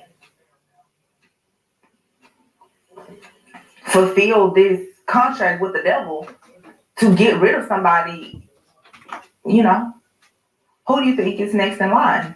It's them. Somebody knows this. They know. And somebody is stressed. Like they don't know what they're gonna do.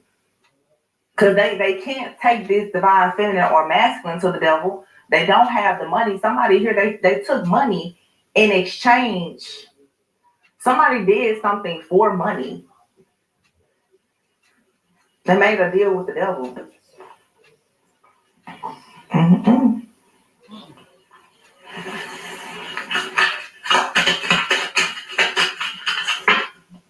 Soldier.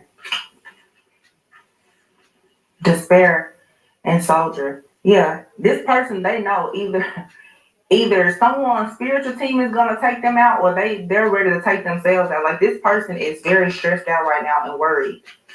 They don't know what to do. Yeah, because they chose to be an enemy. Here's the priest. This person here could, I don't know, pretend to be very religious, very like holy. This person is an enemy.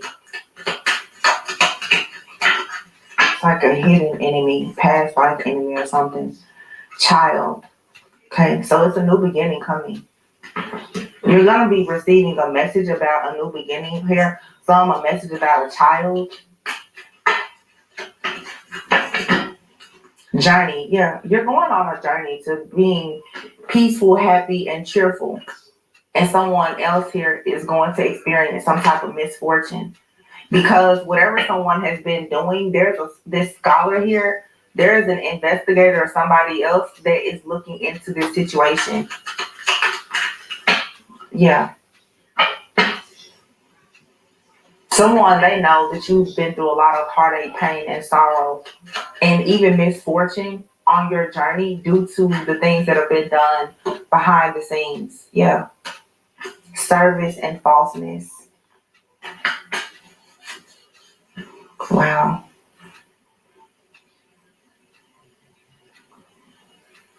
Somebody may go to jail.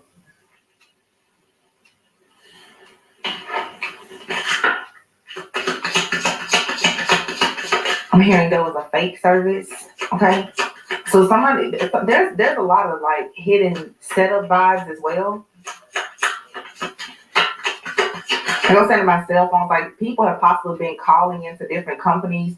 A lot of identity theft and fraud, like calling into companies, posing as you. You know, just like people doing my comments. You know, where there's people who will go and start an Instagram page and they have more followers than me because literally, like they reach out to people. They work on impersonating me and other readers all day, every single day.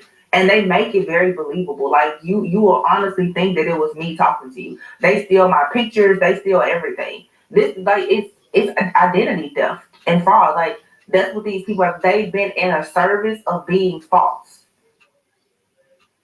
These are con artists and people. This is organized crime. And they've added the element of spirituality and magic to it. Right? But you got an official person here that I feel is taking notice of some changes that shouldn't have happened. Somebody is seeing that there are some changes on some documents or something here. Courthouse, somebody has changed a death certificate or something. Yeah, and they're going to get a message about it.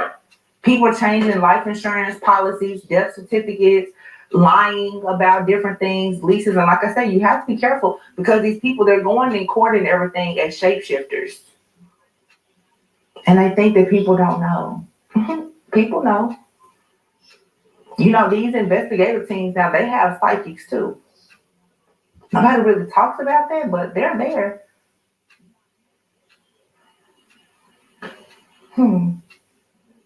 Yeah, somebody's been playing around with some paperwork. Then I'm not just telling y'all this other night how the military be using psychics and stuff to go the spy on the enemy. And I said that a few reasons. This shit real, man. Scapegoat you, like they're trying to make you go down for some type of crime. These people have been caught up. They have absolutely no way out of whatever this stupid stuff is that they decided to do.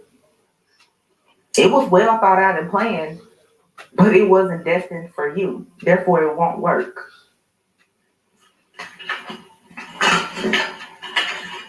I'll be so happy when this situation closes out because I'm telling you, it comes out every day, every other day. So apparently a lot of people are going through this. A lot of people. Which is very unfortunate, but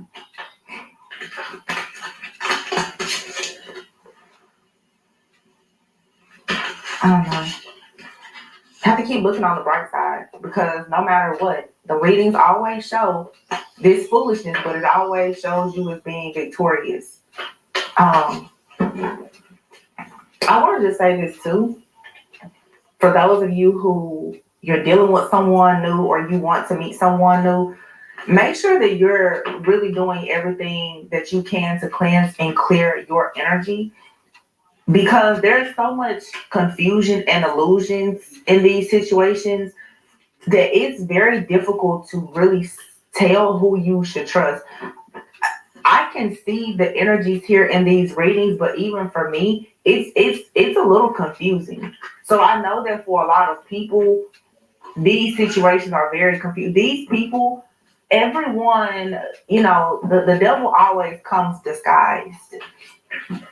And that's why I've been saying, you guys, you be careful about always assuming the worst about anybody because sometimes the mind will tell you that it's always the past person.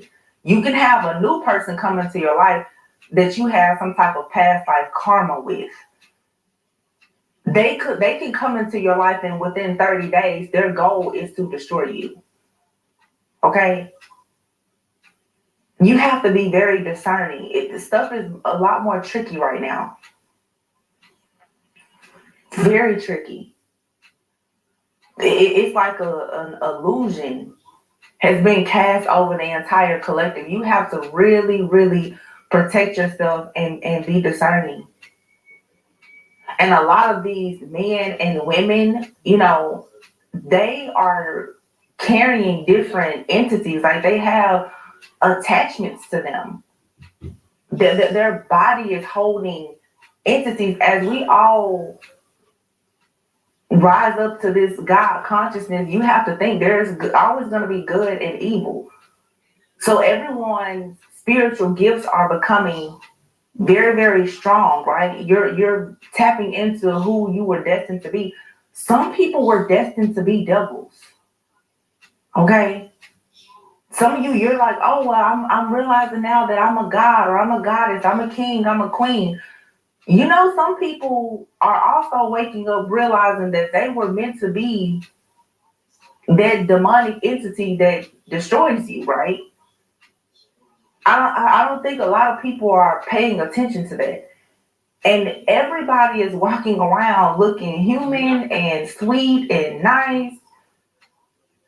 You need to know what's behind their eyes, though.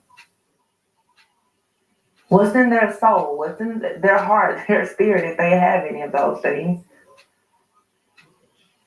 Because some of these people, they are assigned to destroy you. I don't care what it looks like on the surface. Their goal is to destroy you. It doesn't matter if you've known them a day or 20 years. People in this lifetime who have a contract, it's like a contract on your head.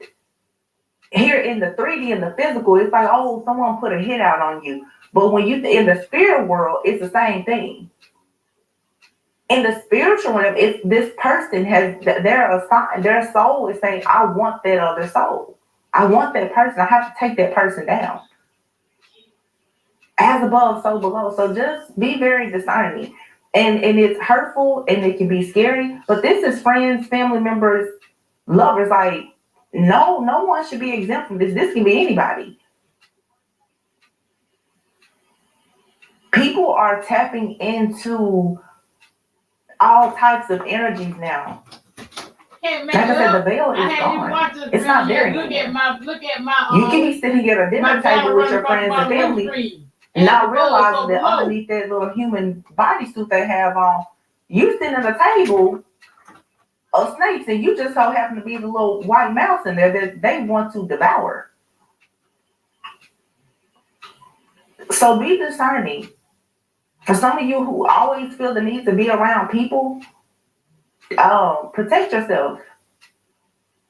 Stop feeling like you need to be surrounded by people, especially if you are having difficulty with understanding who is for you and against you. Because it's really not safe. Especially if you have problems with discerning. And these energies right now, we're all, me included, as discerning as these energies, they are becoming more difficult to read. Nothing is as it appears to be. The readings, that's why I keep telling you, he could be a she. And you're looking at the reading and it's like, oh, well, this looks like a woman. It's not. That's an actual man. Everybody tends to talk about female witches, but nobody really talks about these male warlocks. It's not just women that are out here doing this. Magic and all of that. No, there's warlocks. Who do you think? These women that are witches, they have sons, right? These young men grow up in the house watching their mothers do magic, whether it's kitchen magic or whatever. They witness that. They see magic and voodoo, hoodoo, all this. That stuff is usually in the family. Especially people who are very skilled at it. Everyone in the family has been exposed to it in some way. So please stop thinking that it's always a woman. Because it's not. Just like it's not always a man that is abusing a woman. There are narcissistic women who abuse men also. You guys really Open your minds, okay? Go within so that you're going to go without. Open your minds, because sticking to your usual script is not going to help you during these times. A lot of roles are reversed, and you have to be willing to challenge the status quo and really look at the bigger picture and open and expand your mind. Free your mind and the rest will follow. All the stereotypical things, it needs to be null and void. Because a lot of people, myself included, if you don't open and expand your mind, your issues can be right there in your face. Yep. But because you are conditioned to think one way, you will completely miss it.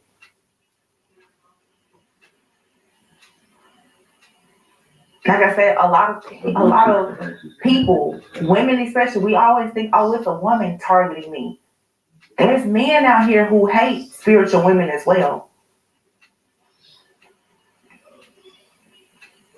And also, you don't know what people are doing in their homes. You don't know what some of these couples are doing. You don't know the types of arrangements that they have. A lot of people now, they don't get in relationships and marriages for love. They're con people. They come together and they target people. They do whatever it takes for them to make money. That's why you see so many people in the open relationships. Some people will tell you, oh, that they're in a poly relationship. And what most people say is, oh, well, it's because we want to build more wealth together. When people are strictly just money driven, you need to be very careful.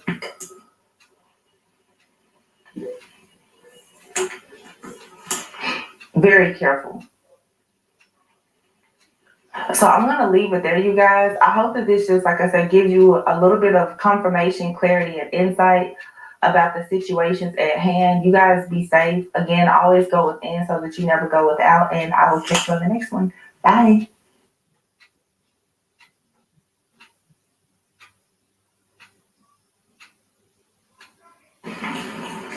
Power on.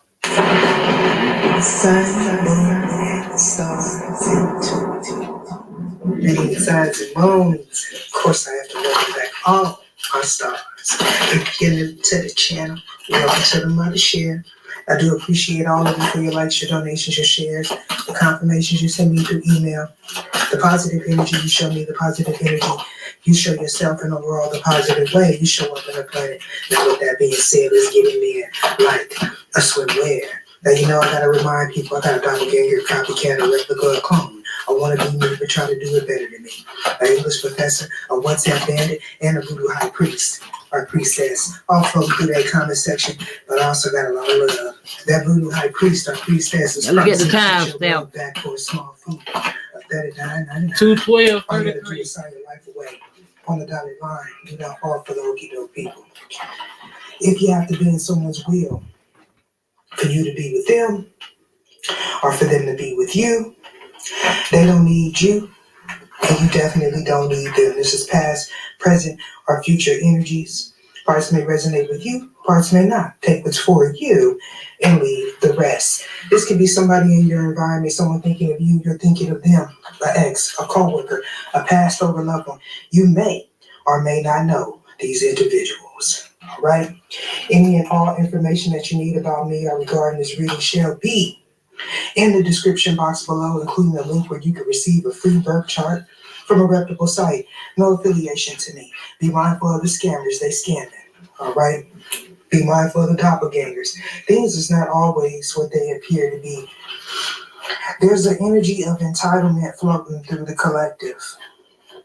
There's a strong energy of confusion as well. I'm hearing hold on to your wits.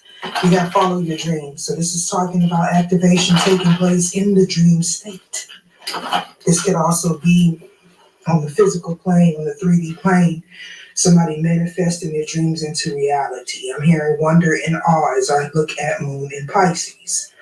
Somebody may have had a situation where their gifts were hidden. Okay, somebody may be working in the shadows is also what I'm getting. We got Moon in Leo, Moon in Aquarius, a lot of Moon activity. So this is talking about secrets, illusions, fear. We have let your inner hero out. Heroism, isn't that wonderful? We have your inner wild child awakens. You are a free spirit. No doubt this is for elect ones, chosen ones, star seeds, people that have dreams, they want to manifest into reality, take it how it resonates. Now you could easily be a Pisces, Leo, Aquarius, Sun, or rising. But as I look over here to my left, I see more Capricorn. All this moon energy. I'm like George I feel like people's secrets are coming out, and they're very fearful. I'm like George Jefferson. The bathroom is my office when I need a peace of mind. But this is where I smoke my weed and stuff at, and here in the bathroom.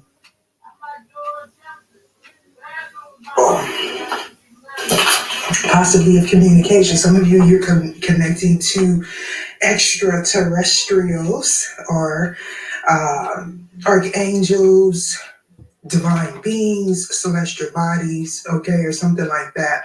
This could also be about your siblings, okay? You may be manifesting a trip. Okay, some of you, you're connecting to long lost ancestors. I'm hearing your soul tribe. Okay, you could be a Gemini. We've been having this energy of ascended masters a lot on this channel lately. Something's coming to an end. Okay, but at the same time, there's a rebirth of something new. I've been having this energy of paradigm shift. Excuse my child in the background. He is playing Tarzan. Yes.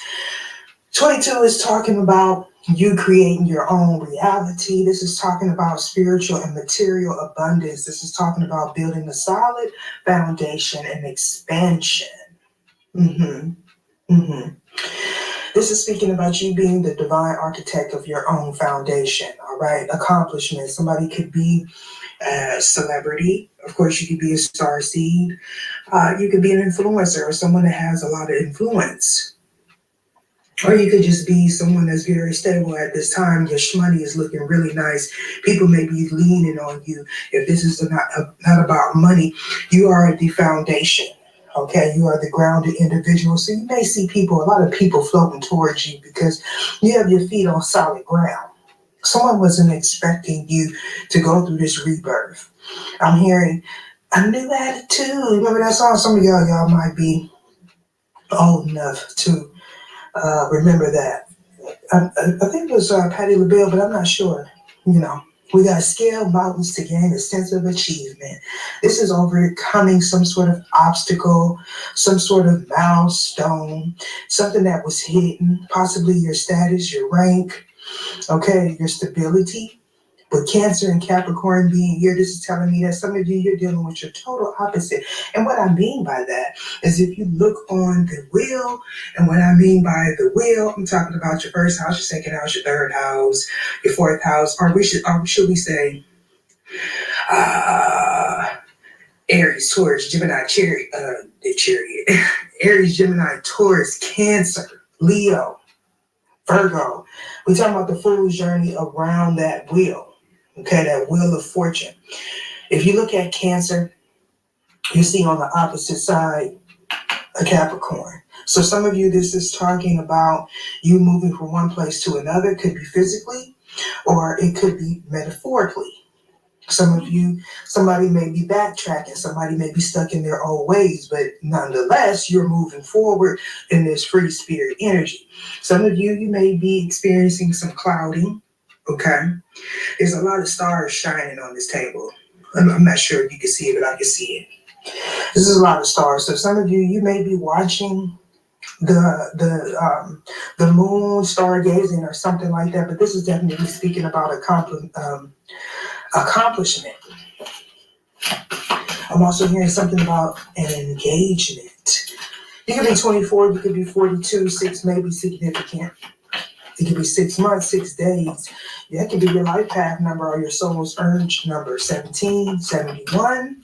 I'm trying to get comfortable now. 8 is significant, 2, 23, or 5. It could be any one of those things that I mentioned before. Wise moon and Leo. Hey, Leo.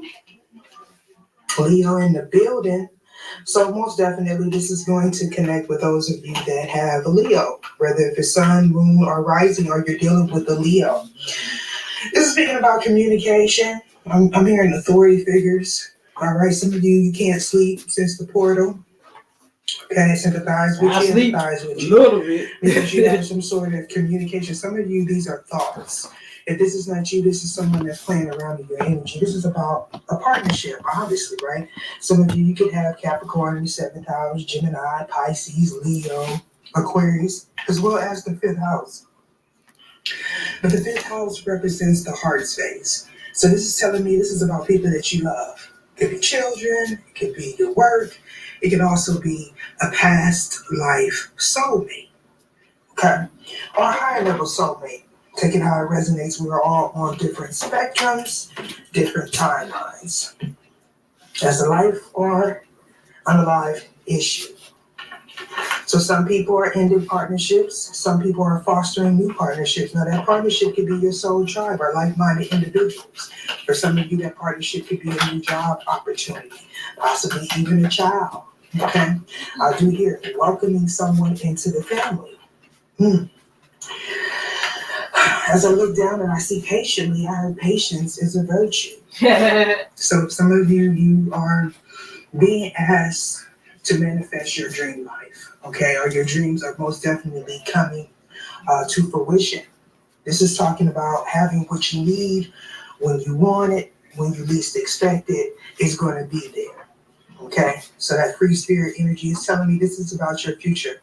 So some of you, this is your success. You could have Aquarius in the second house or any of Leo, most definitely. Or that could be your sun sign. Taurus could be your sun sign as well. It's going to resonate different for everyone. This is talking about you connecting to your core, to your intuition.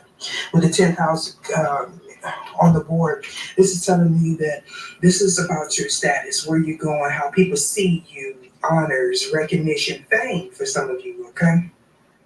It's been a very tough cycle for some of you, okay? So you may have Leo in the 10th house or the 9th house. You could be dealing with the Sagittarius. You could be a Sagittarius. But this is about you making a head over heart decision when it comes down to your spiritual values, because for some of you, you're shifting into a new paradigm. So even though you may be more inclined as far as it goes with your sixth sense and all of that, okay, because Pisces definitely speaks about the high priestess or a high priest, and now it's time for you to focus on your stability, your foundation. Okay, so for that to take place, you have to be in this energy of heroism, courage, strength, perseverance, right? Some of you may be healing from some family issues that you may have, whether if it is your children, if you are the child, or if it's someone else's in your environment. But this is definitely speaking about a rebirth or even a birth. Why is information to explain here? Somebody may have a hard time trying to figure you out. Okay. Some of you, someone may be communicating with you or attempting to telepathically. This person sees you as stable. In the last reading, if it was, I don't know, it could be the reading before last, it talked about someone seeing you as lucky, okay? I'm getting that four-leaf clover in my mind's eye. Why is in Gemini here? Something may have happened in Gemini season that has something to do with your psychic gifts, okay? So, yeah.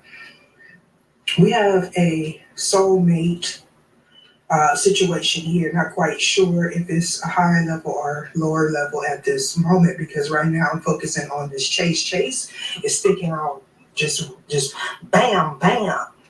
So you're in a situation where you learned, okay? You learned not to chase, because when you chase, whatever you're chasing, it runs from you, right? So this was a lesson that you had. This is giving me lower level soulmate, okay?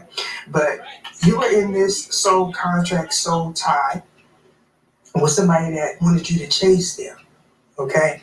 And in turn, some of you did chase, okay?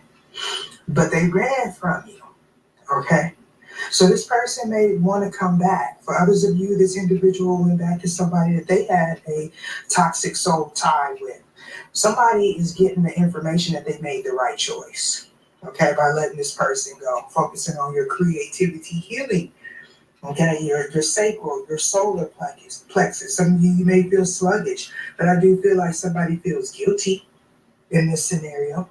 For some of you, you may have traveled, you may have moved forward, or you could be in the same place, but nonetheless, somebody's driving past your place, trying to catch you off guard. Okay? If this is not what's taking place in your environment, this is somebody from your past. Some of you may have went camping, okay? Because I do see some wooded areas, possibly with a soulmate. This could have happened in the summertime. Okay, some of you couldn't sleep. You may have felt on the edge. Something didn't feel right or seem right wherever you were. Now, you may be someone that camps. You know, a lot of people camp every year. But this particular season, okay, this particular trip that you went on, something didn't feel right. You were up all night, okay, possibly listening to different sounds like in nature. Oh, look at that. We got the highlights. So somebody's definitely DUIing, driving under the influence. Okay, this person may want you to reach out to them. Okay, this is somebody that you possibly had to save yourself from. This is someone that wanted you to fall here. You may have a family with this person. Okay, somebody could have been partying with the Leo. Is also what I'm getting. We got law of association. You are the company you keep. And because it has no the objective of the Honorable Elijah Muhammad. And also, I'm thankful to Allah for seeing so many out here tonight, especially just before Christmas. You know, it makes you a miracle when you get this many of our people together so close to Christmas, interested in anything whatsoever that's serious. But I mean, actually what this shows is the change that's taking place among the so-called Negroes, not only here in New York, but throughout America, throughout the entire world. Throughout the entire world today, dark mankind is waking up and undergoing a new type of thinking. And this new type of thinking is creating new approaches and new reactions that make it almost impossible to figure out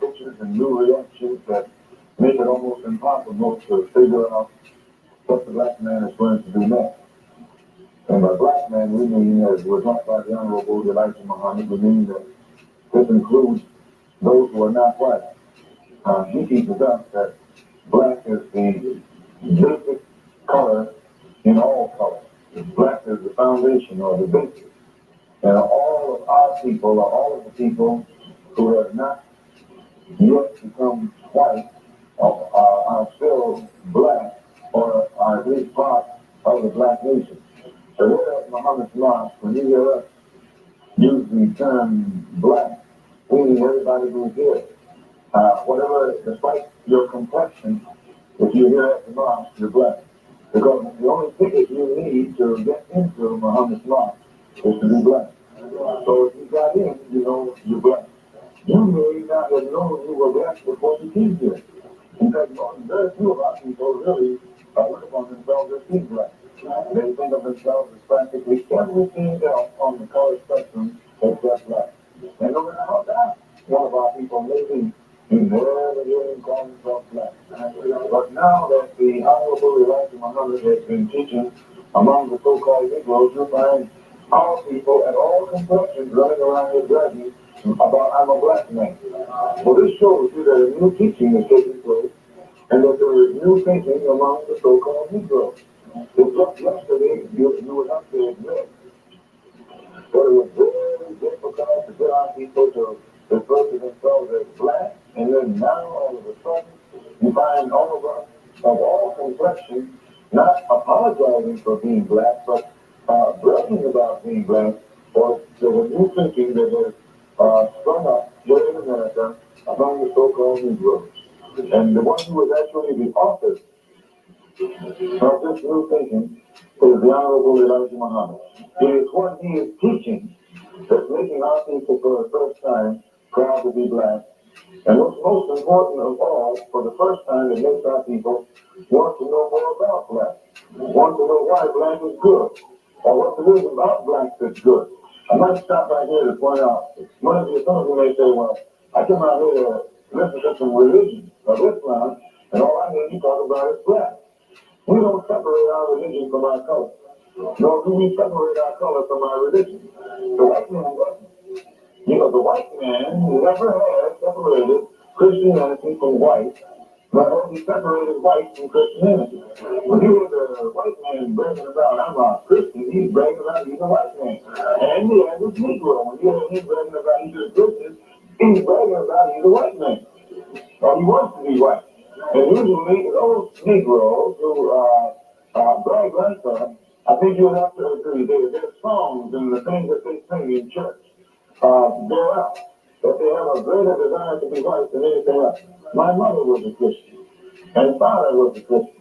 And I used to hear them when I was a little child sing songs, Wash Me White as Snow.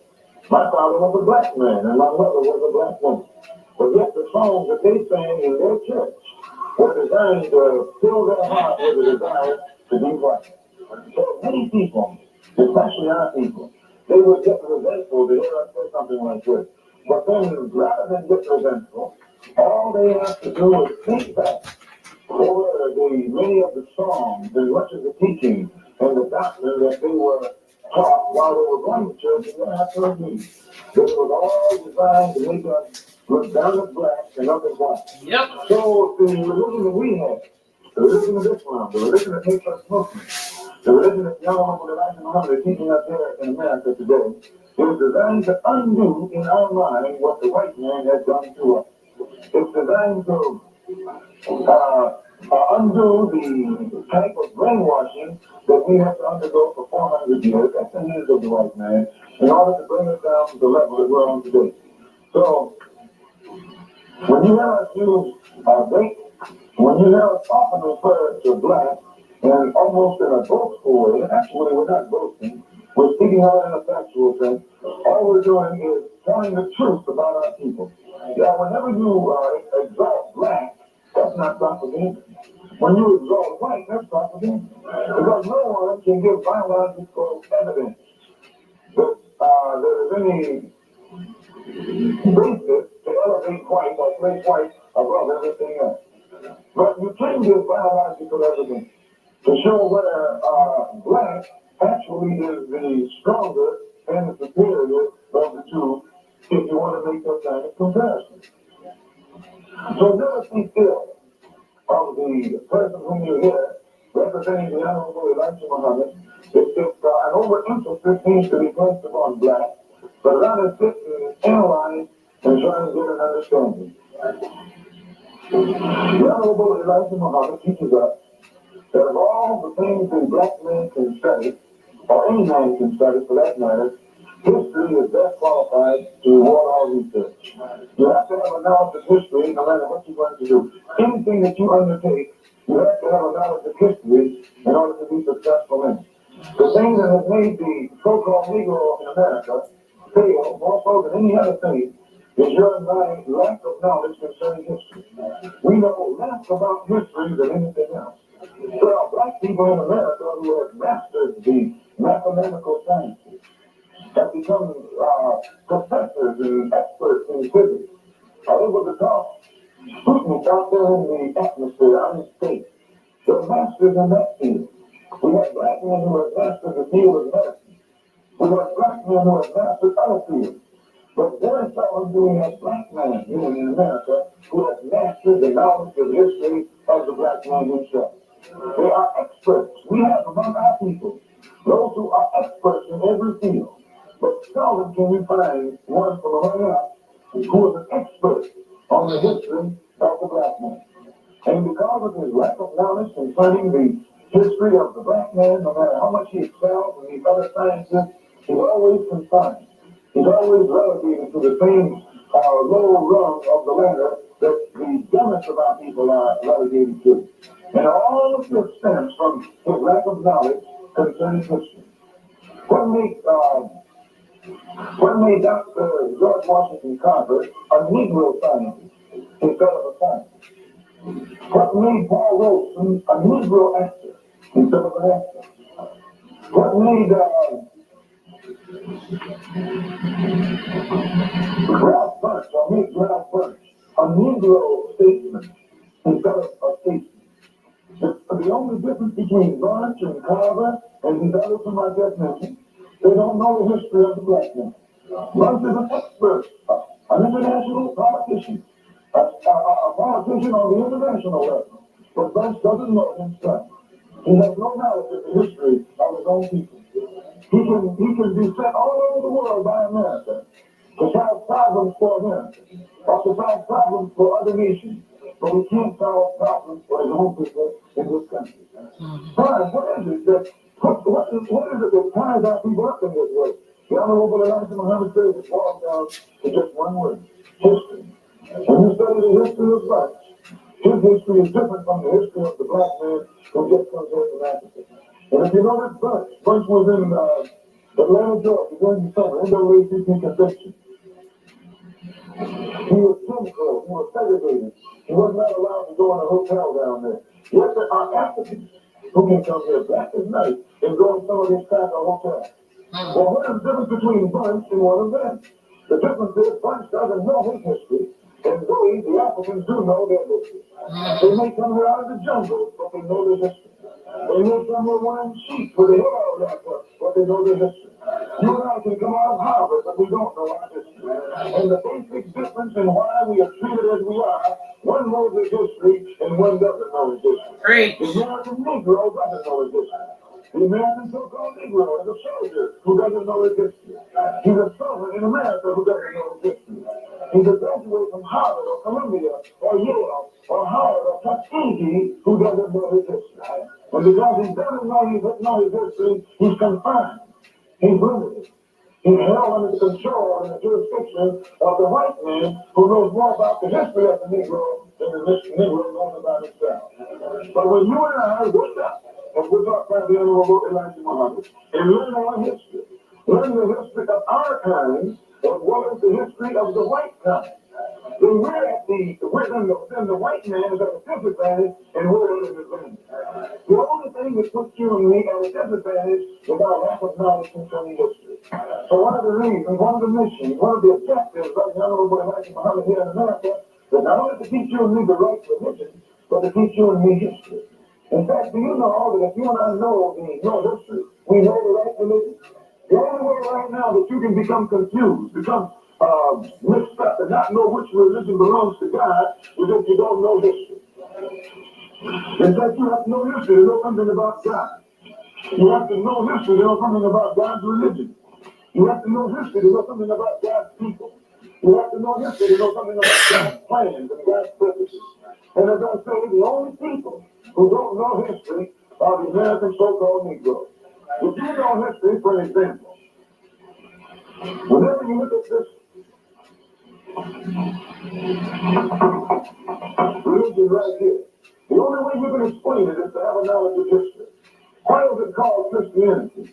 It is called Christianity, they say, because it was named after a man called Christ, who was born 2,000 years ago. Now, you know, brothers and sisters, God is an old God. And the world is an old world. It's been here a long time. I think all of you will agree that the universe has been here longer than 2,000 years. And you also agree that the universe was made by God himself. That God created the universe. God created the people who are on this earth. God wouldn't create the universe. God wouldn't put a sun up in the sky and make 9 planets rotate around it. All of them inhabited. You and I inhabiting the planet Earth upon which we live. God wouldn't have done all of this and not given people a